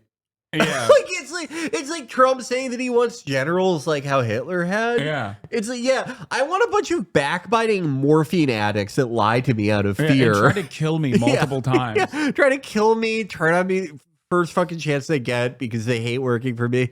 Or like Hitler decidedly did not eradicate Marxism. One could only point to half of Germany after he died. Yeah. or like one of the, allied groups that was built under Marxist principles that ended up winning fucking World War II. And getting half of Germany. Yeah, it's albeit reductive, but it is, more historically accurate to say Marxism eradicated Hitler. Yeah. It's like maybe they saw saw the original post that was like if Hitler had won, von Leyden would have the same job as she did now. And that like NATO would be the same if Hitler won. And they're like, oh, maybe he did. Yeah, no, they're based. They're saying they're saying the ideology won and carried on. Yeah, they're reading Bricks News, calling NATO Nazis, and they're like, oh, so we did win. Yeah. Perhaps we should study history rather than hide it so we can learn whatever good there is from the terrible things done in generations past. This is such a dumb guy trying to sound smart take, by the way. It's like the classic, well, I don't know, some of the junk science in the concentration camps that were conducted, the medical experiments, like, that could be good. I wouldn't cast that aside. It's like, thanks, man. You're fucking brilliant. Yeah. Everyone thinks you're smart now. Yeah, like, the experiments that they did where it's like, we learned that when you sew two people together, it kills them. Wow, that's amazing. Did you know that, like, if you make someone drink salt water, they die? Yeah. Holy shit. It was brilliant. It was innovative. Yeah, this is, I don't know. Yeah, there is a danger to, like, learning history through YouTube shorts. Yeah. I mean, do you think James Lindsay and Chris Rufo are stronger men who can defeat communism through their blogs and expos? We need to expand our horizons. Okay, what he just did, it is the exact same as like on the left in 2018 when people would be like, your podcast isn't gonna fucking bring the revolution. Anyway, listen to my podcast. Yeah. It's like, oh, what a coincidence. Yeah, when their expos won't do anything. Their blog posts and content is not going to do anything. Yeah, when you get fired from literally like one of the worst independent like right accounts, like far right outlets for being a serial sexual harasser, and you go to fucking the Gateway Pundit, like, and then you have to do this. Like, this is what you have to do. Be like, who benefits the most from hiding the history of the man who eradicated communism in his country? This guy literally is trying to say that he's pro-Hitler, and it's because Hitler was anti-communist. Yeah, like, it's while also just like trying to sell his shitty content. Like all of the fractures, whether it's like Rufo versus this asshole or like James Lindsay versus some other asshole, it is all just the same thing of like their content is mollifying and it's controlled opposition and it's bullshit and it's soy and it's fake. And my content will actually, we're gonna get the good version of Hitler out of my content. Yeah. Someone goes, yeah, Hitler was so good at combating communism that half of his country went to the USSR. Good Lord, make this stop. Nazism and communism are both awful. We do not have to pick a side. By enlightened centrist, Thank you, Claudia. Yeah, Claudia is searching for meaning. He responds, she found it. Yeah, not sure if you're following the same timeline here, but he did successfully remove communists from cultural, social, and political power until the Allies aided the communists. So, what's really funny about this is that, like, he literally is ironically making the same mistakes that Hitler did, but after Hitler, where he's like so feverishly thinking that like, no, but he took communists out. He put them in concentration camps. That he's forgetting what happened after, and he's living in what happened after. So that's odd. Yeah, I don't. So like, he's saying that we should. It's really hard to try to parse this because it's so fucking stupid. But he's saying like the right wing should learn from the effective things that Hitler did, which was removing communists. Yeah, but like what came after Yeah, that? yeah.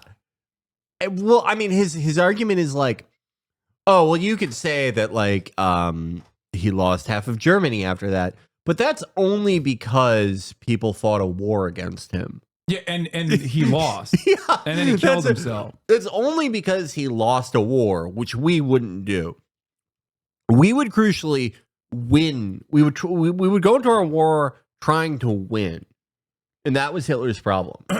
Was that he went into that war and he was like, I don't care if I win or lose. I just want to have a good time and make some new friends. I'm trying to put myself out there. He's like, he would have been one of the generals that was like, dude, don't invade Russia, dude. You're fucking up. Yeah. Yeah. He'd be on the front lines. He'd be like, guys, let's wait until summer. Let's wait until quinceanera season to invade Russia. Yeah, it's probably not a good idea to do this right now. I know we're really horny for it, but yeah. Guys, I think this is a bad mistake. Let's make sure that all the factories that are making our bombers and night fighters, let's make sure they don't get bombed. Just like move them. Yeah. Move them, or like, I don't know, put them underground. Let's start digging now. Start digging now. Put them underground. Yeah, no, that's pretty much how it's going to go. Yeah. The religious commitment by some folks to ignore what I said, reframe my words, and refuse to address the point I'm making is not surprising. But this is also why we lose and deserve to. People will see this. People will see that this man did bad things and intentionally ignore any good he might have done. Dog, the good he might have done is quite literally just substituting the word socialist with Jew, or sometimes just saying socialist Jew. Like, that's what he's talking about when he says eradicating socialism. Like, yeah, the first method of eradicating socialism was just like putting fucking socialists in concentration camps. Yeah. And like, yeah, I mean, and he wants the same thing in so much as that like anyone he doesn't like is defined as that. Yeah. Yeah, no, it's anyway, we arrived at this because here's what a brave patriot, a brave Turkish patriot responded with. I never really stand him, in parentheses, rival fandom, but curious to where you recommend I could read more about Nazi Germany's famous Adolf Hitler. A Turkish man, Mehmed, on a journey for truth. That is our friend Mehmed. Yeah. I love the idea of someone who's like, look, I'm not like pro Hitler, but he did do some good things, and the good things aren't like making the trains run on time. It's like a quarter of the Holocaust. Yeah.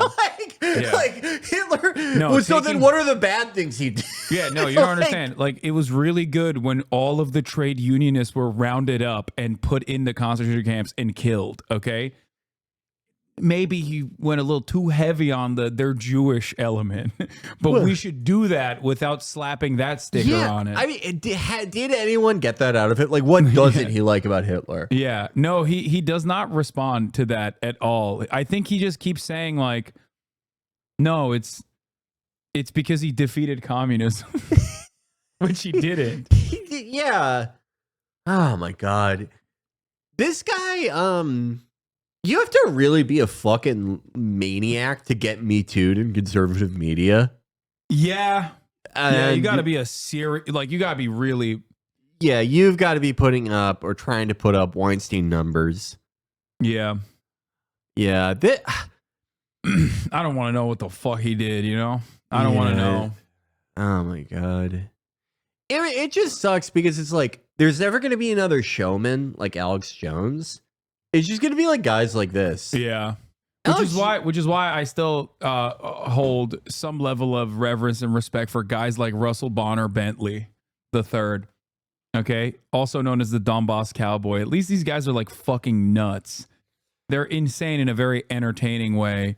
Yeah, I mean, I see why people like could think that hate speech laws are a good idea, but just like in practice, you are just asking to be arrested for even mentioning Israel. I mean, that is America's That's how they're funny. used now. America's so funny because we don't have that and we do that. Like, yeah, we don't have. we're like, oh, we love the First Amendment. And then every like right-wing state is like, it is illegal to ever be mean to Israel. You will go to jail. The Texas anti-BDS law is like insane. I think that's what snapped Asmongold out of this, like, Palestinians are inferior. When we were having that conversation, he did an audible gasp when I explained to him that his fucking state that he's been in for however many years he's been alive has a law in the books that you cannot be a public school teacher if you ever choose to fucking protest against Israel. Yeah. I mean, that is sort of a recurring theme with people who take these like very extreme broad positions. Like Noah Smith, who just found out that interreligious marriage is illegal in Israel. Dude, I love that. How many articles has this fucking dipshit written about how he has all of the ideas? He has all the good ideas, like a 3-state solution. How about a 4-state solution? And it's like every single self-professed Israel expert is like Brianna Wu, who says stuff like Houthis, or Destiny, who has just like written just enough Wikipedia talking points to just try to come up with the same exact Hasbara talking points that like there's never been a partner in peace for Palestinians. Ooh, I've never heard that one before. Or Noah Smith, who is even dumber than these two somehow. With Noah Smith, I kind of find it worse because, like, you know, we've articulated the whole thing with Brianna Wu. You know, like, yeah, need I say it again? But not a real person, more or less, is the conclusion that we came to. With Noah Smith, he is right. Like, he's writing for Bloomberg, which is a real publication. Yeah, a real publication read by real people. You know, they do a lot of good reporting, actually. He had just said a week before that Palestinians lie all the time. Yeah.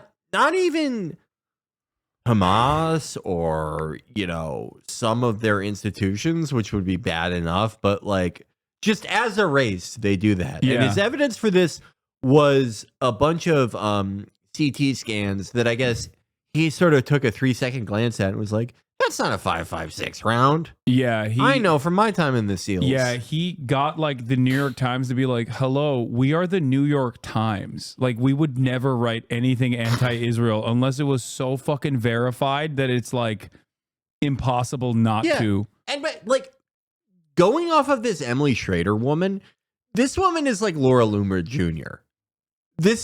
She is an insane fucking liar and an idiot.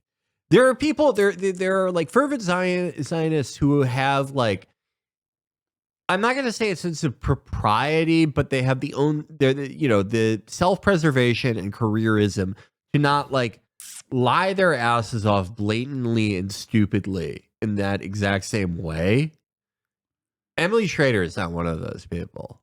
Yeah, I think this is the same thing that I talk about all the time with like the crisis of Hasbara that Israel is experiencing post October 7, where I think like they just lost their best minds too. It's like all Rabbi Shmuley, Alan Dershowitz, and then these fucking idiots who are like newcomers who don't really know anything and don't even know like, haven't built like the resilient anger and distaste, so they find themselves shocked when they read like Isaac Chodemer interviewing like one of those psychopathic settlers who's like, yeah, no, we are like the chosen people and we need to fucking dominate the Arabs. Like, what do you mean? This is our land. And he'll arrive at that conclusion on his own where he's like, we have to boycott these people. Because that was another very funny Noah Smith moment where he literally was like, he invented BDS. Like 3 months or 4 months into fucking Israel doing a genocide in Gaza. And then forgot about it. And he's still like, no, but it's actually the communists that are at fault for everything. Yeah. I mean, I do think that it is, I guess it's like kind of a chicken and egg thing, right? You know, did they sit down or slowly realize over time that like the only people that are on the fence that can be swayed to the pro-Israel side now are like fucking idiots, or is it a result of like people who would have been liberal Zionists 20 years ago sort of maybe checking out, not being decisively anti-Zionist, but definitely not engaging with Israel or caring about it in the same way that they might have 20 years ago? And just the overall brain drain you're seeing from that side entirely. I don't know. It's hard to figure out, but like if your most loyal soldiers are a fucking debate guy who is basically like a fucking cyber terrorist who says unhinged shit because he can't help himself all the fucking time. And when normal people hear what he has to say, they're like, oh, gross. What do you mean you want to debate the ethics of like CP? If that's your guy, you're fucked. You have no one left. You don't have any like normal people at that point.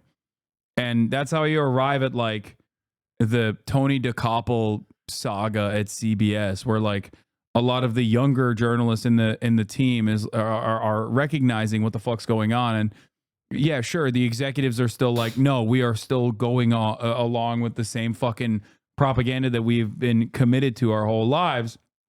But there is very obviously a contradiction, and also like there's a fissure there, and I think that there's no way out of it. Like there's no messaging out of it. You're not going to be able to fucking keep repeating the same bullshit over and over again with hopes that it sticks as Israel continues to do death and destruction. I think that is the most crucial thing with people who are like just broadly, we'll say, you know, 35 and under now, is that even if they are not like hardcore into the movement, or even if they're not avowed anti-Zionist.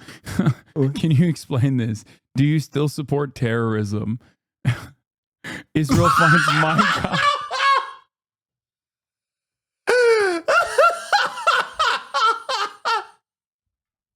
Well, you got us. You fucking... Dude, that's awesome. You got us, This man. is such a funny thing because like this is so... I've said this so many times. This is such Western-focused propaganda to think that like people in that region and their association with Judaism is the same as like a guy in Naperville fucking finding the hidden tomes of Mein Kampf and like radicalizing themselves. Like, no, dude, if they have any anti-Semitic tendencies, it is directly born out of Israel. They don't fucking give a shit about Adolf Hitler. He's some fucking Western German guy. Like, it doesn't make any sense. Yeah, if you... like, why would they fucking learn German anti-Semitism, like Western Christian anti-Semitism, when they have their own fucking version of radicalization in the region? I just love presenting this like it's you know, an October surprise. Yeah, no, it's just like, yeah, these guys didn't grow a distaste for the nation state of Israel after it fucking invaded their country 4 times, okay, and failed. But instead they read Mein Kampf and became anti-Semitic. Yeah, if you grew up in South Lebanon, there is a very good likelihood that there has been some form of either Israeli occupation or Israeli mass killing of, you know, members of your family, your neighbors, for every generation, every generation of members of your family going back, 40, 45 years. Yeah. Can't the argument about material circumstances leading to anti-Semitism also be applied to Israelis to explain bias against Palestinians? Just curious why it doesn't apply. Easy answer. They are the colonizing entity. That's it. Hold on, wait. What? I was refilling my vape. What did this guy He ask? said, can't the argument about material circumstances leading to anti-Semitism also be applied? And also, I'm not saying that anti-Semitism is valid, dumbass. I don't think you understand that. That is Like, that is a fundamental flaw here in your argument. There is no world where I'm saying like, no, this is Jews. I'm saying it's misguided and misinterpreted by those in the region to apply this to Judaism in general. Okay? But no, it doesn't fucking apply in the same vein, because Palestinian resistance is not born out of fucking Islam at all. Just like Israel is not born out of Judaism, even though Israel does claim that it is doing it for Judaism. Do you not understand it? I mean, the other thing is that, like, it, like, just in the practical sense, they don't, like, they're going to be called, like, anti-Semitic and genocidal no matter what. Any group that resists Israel. Yeah. Like,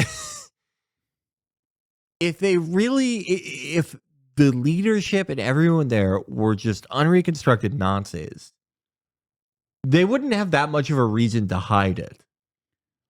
Yeah, that's the other thing. Like, why the fuck? That's why it was always funny when people were like, Hasan, the guy you talked to, I was just curious what your thoughts are. Analysis saying Second Intifada led to Israeli rightward push in Israel was?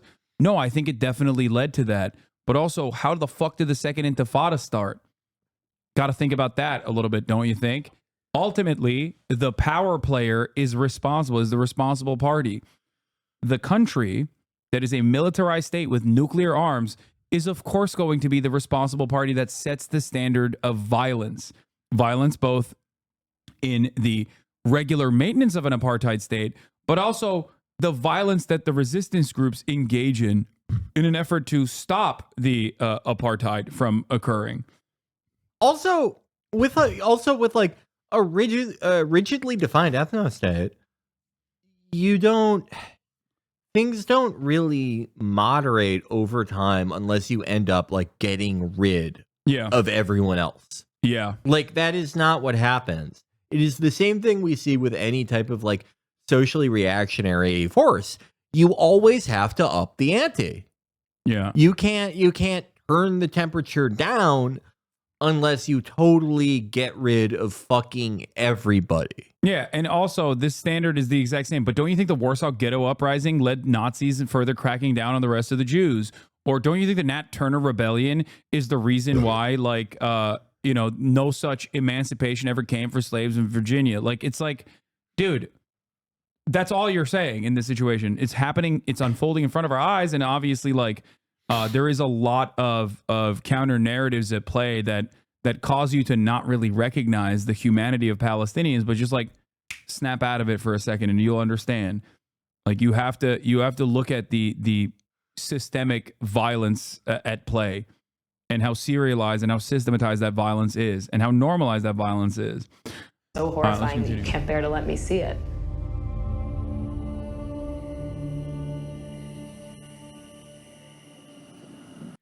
Doesn't matter at all. All right, let's continue. Let's finish this fucking documentary. I went to Palestine and I knowingly crossed the line for the first time.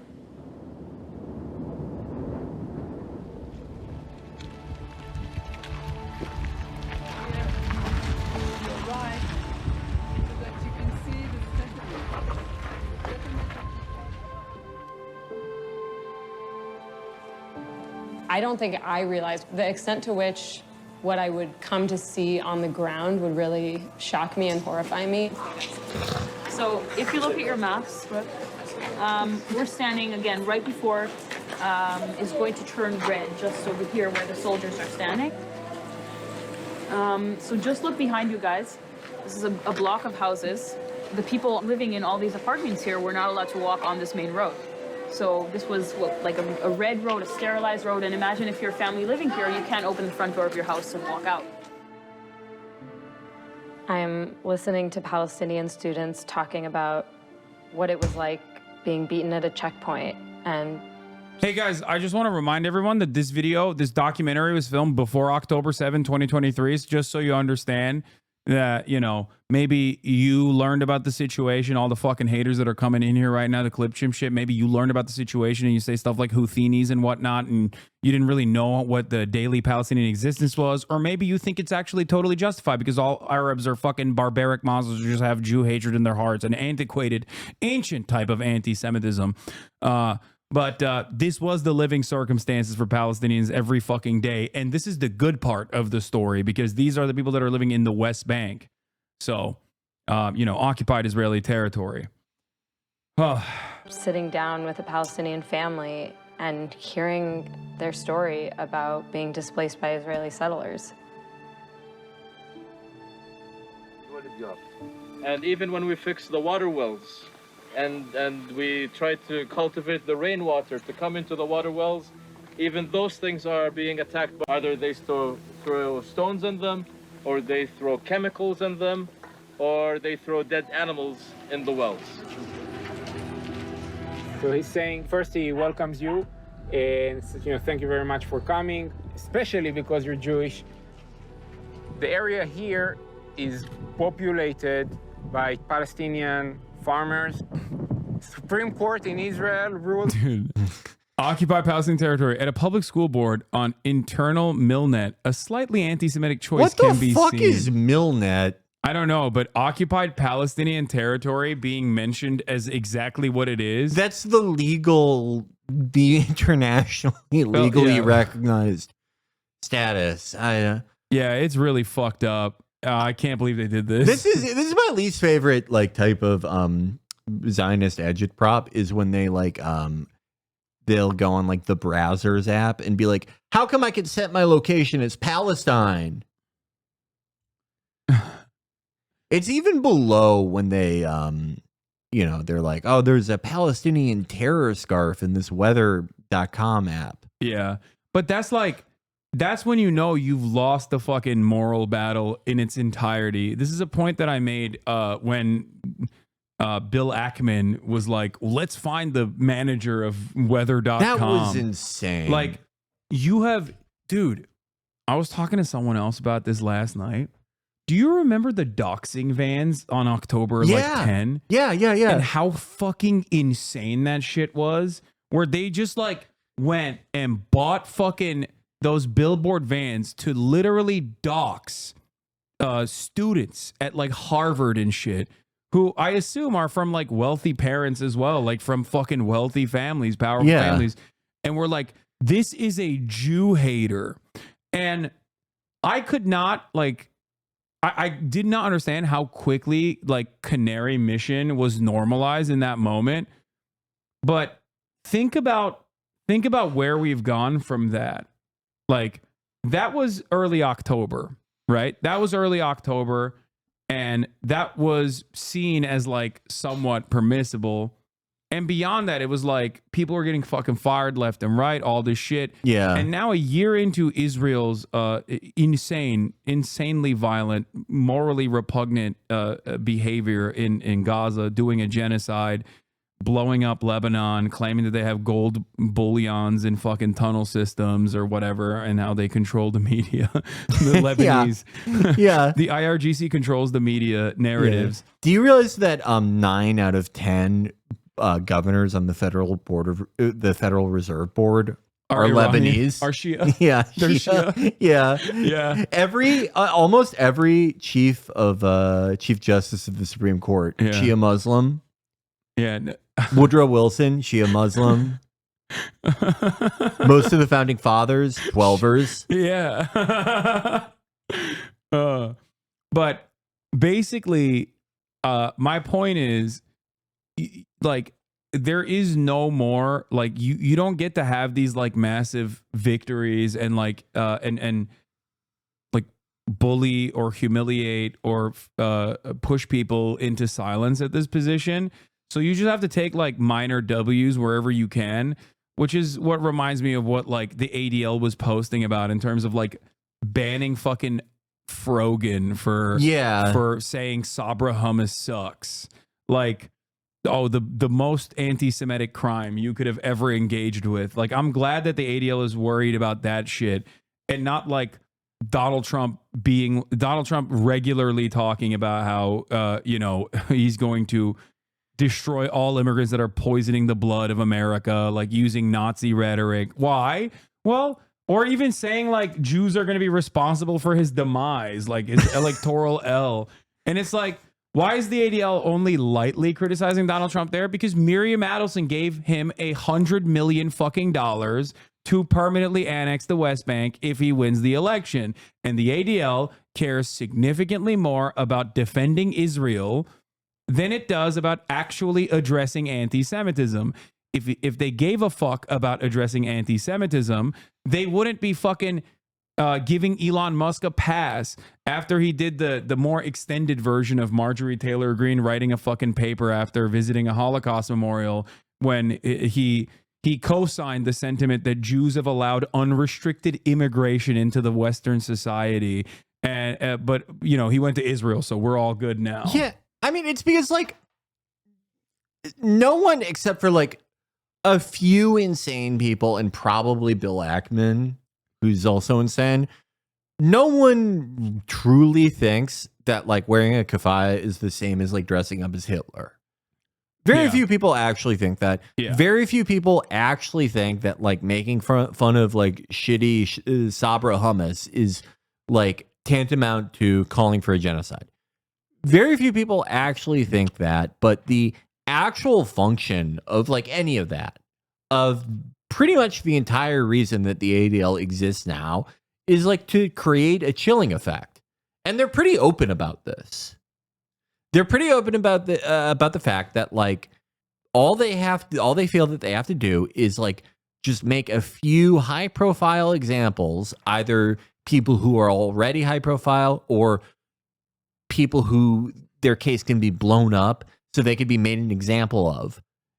And that will, in their minds, petrify everyone else from talking about this. Yeah, but it hasn't. And it won't. Like, let's say the cyber stalking and cyber harassment initiative started in early October to weaponize an ongoing genocide against like a fucking Twitch streamer you don't like succeeds, and I get banned. Is that going to change the broader public's opinion on Israel's actions? Fuck no, it's not going to.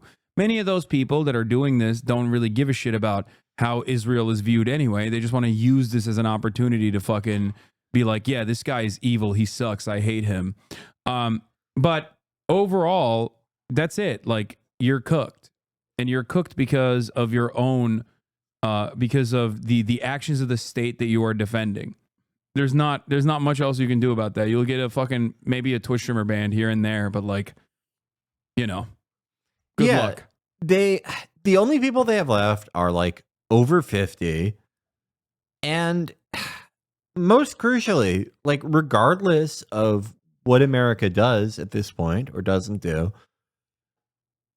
Israel in its current form, with its current economy, has an expiration date on it.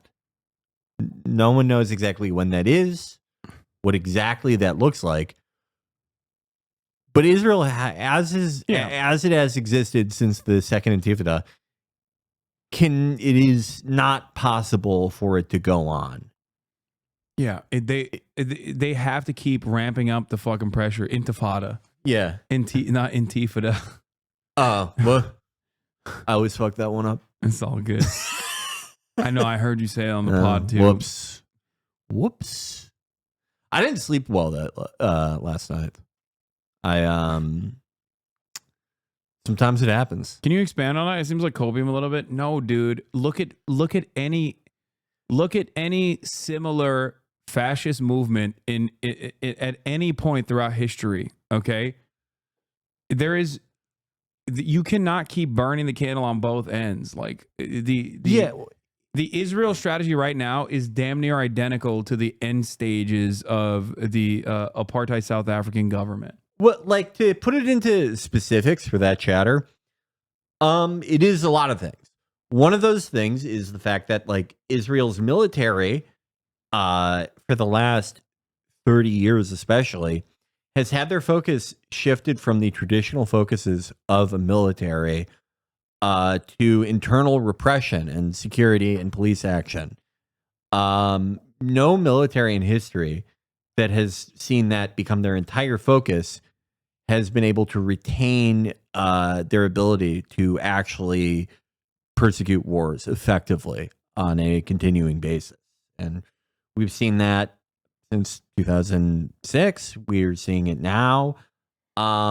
Secondly, the fact that Ansar Allah is now just not only landing weird kind of like stealth loitering munitions like they did the first time, but actual ballistic missiles inside Israel, and that Iran can too. The fact that Israel can no longer guarantee safe skies over Tel Aviv, which was part of its implicit promise to its populace, that this boot on the neck strategy that they've put in place in the last 20 years especially, that, hey, it may be rough, it may be brutal, but this is a zero-sum game. It's them or us. And if we do it this way, clear skies over Tel Aviv forever. You as an engineer or a doctor or fucking whatever, you don't have to worry about that. They can no longer guarantee that. Their missile defense systems, like David's Sling, their anti-ballistic system, which is different from the Iron Dome. Iron Dome is like for rockets and shit, but that is no longer effective. And like maybe they could try to guarantee that nothing passes over, but they would have to run constant like air patrols at a time when fuel is incredibly expensive, and they've shifted their air force away from F-16s to F-35s, which cost significantly more per flight hour at a time when the Israeli economy has already contracted by like 1/5. Tons of businesses have closed. Tons of fucking people are unemployed. Unemployment has kind of been a pretty big problem for the Israeli economy on and off for the last decade or so, but it's getting worse. You can get a lot out of like an unusual and unprecedented type of American support, be it economically or militarily, or just doing things like providing weapons and munitions at cost or free. But when something is in free fall, there's only so much you can do. And more people who would be high earners or are high earners are leaving Israel. No matter what they think about any of this, even if they have the most insane fucking opinions on earth, they just don't want to be there. Yeah. But last point on this, but this is the classic equation. It's like, oh, you're a hijabi and you're anti-Israel. You're anti-Semitic. You're just like a Nazi. Also, it's perfectly fine when I hang out with Nazis to get chicken and waffles with them and bring them onto other podcasts so they can fucking develop clout and even defend them, as a matter of fact. For example, like when he defended it to his community and was banning everyone that said, no, Nicolas Fuentes is a Nazi. Like, this is back when they were hanging out. Or Lauren Southern, another white supremacist that he hangs out with. Or Sam Hyde, another fucking Nazi that he's brought to his community and has interviewed him. Why? Because he fucking hates me and wants to kill me, I guess. So, everyone is chill. Everyone is chill in the eyes of Divorcelli as long as they are, on the fuck Hasan ship. I like that Lauren Southern 20-paragraph post about her divorce. I thought that was funny. He did not debate Sam Hyde. Shut the fuck up, bitch. And also, there's debating someone, and then there's getting them on the fucking Adam 22 podcast, okay? Like, debating someone and then hanging out with them and having chicken and waffles with them is a little different, don't you think? I feel like you are underestimating the severity of someone who is a neo-Nazi who gets to fucking eat dinner, kind of like this, with Donald Trump. All right. That they're allowed to live in the caves that are here. They're not allowed to build anything. Today, the civil administration and the army came and demolished some of the tents here. Something is deeply wrong here, and it's breaking my heart.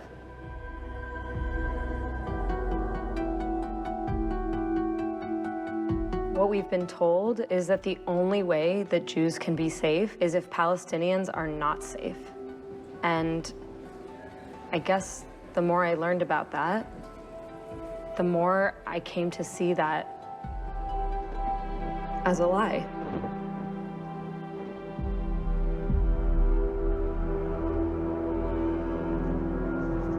So this is the checkpoint that divides Jerusalem from Bethlehem.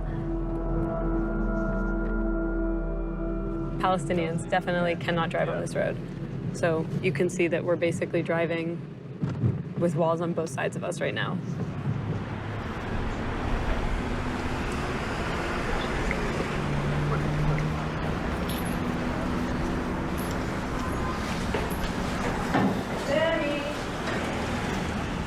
Hello, Connie. You're bored, huh?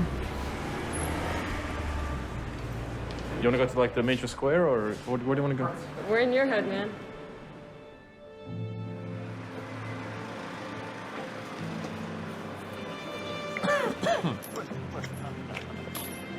This is my barber. حبيبي انت السبيشال. As someone who came to see Jerusalem or Tel Aviv as places that I should imagine as home, I remember coming into the West Bank for the first time and actually seeing this place as someone else's home. This is a normal place where people are just trying to live their lives. For me to get to Jerusalem, I have to think of, first of all, having the permit, getting to the checkpoint, waiting in lines for the checkpoint, getting to the soldiers at the checkpoint. The soldier might do anything to me at that point, including sending me back, and then crossing the checkpoint, and then having to take public transportation. Just the fact that I cannot drive. Right. As a Palestinian, I cannot drive in Jerusalem or anywhere in Israel. Right. So we drove here today, and And if I'm at home by 10 p.m. and I get caught on the other side, then I could be detained, I could lose my permit for good, I could be put in prison, I could be beaten up by soldiers. Who knows what will happen to me? Yes, in 15 minutes, we'll watch the CNN town hall with Almost Kamala any Harris. Don't rooftop worry. you stand on in Bethlehem, Is the Trump you look October one way or the surprise going other, to come you out will today? see a Probably not. settlement There is a real built one. around you. You know what the rumor is, though, right? That he I started groped coming here in someone? 2010. Yeah. I heard you Or the speak to a group N-word tape. It's one or the other. God damn, dude. Holy shit.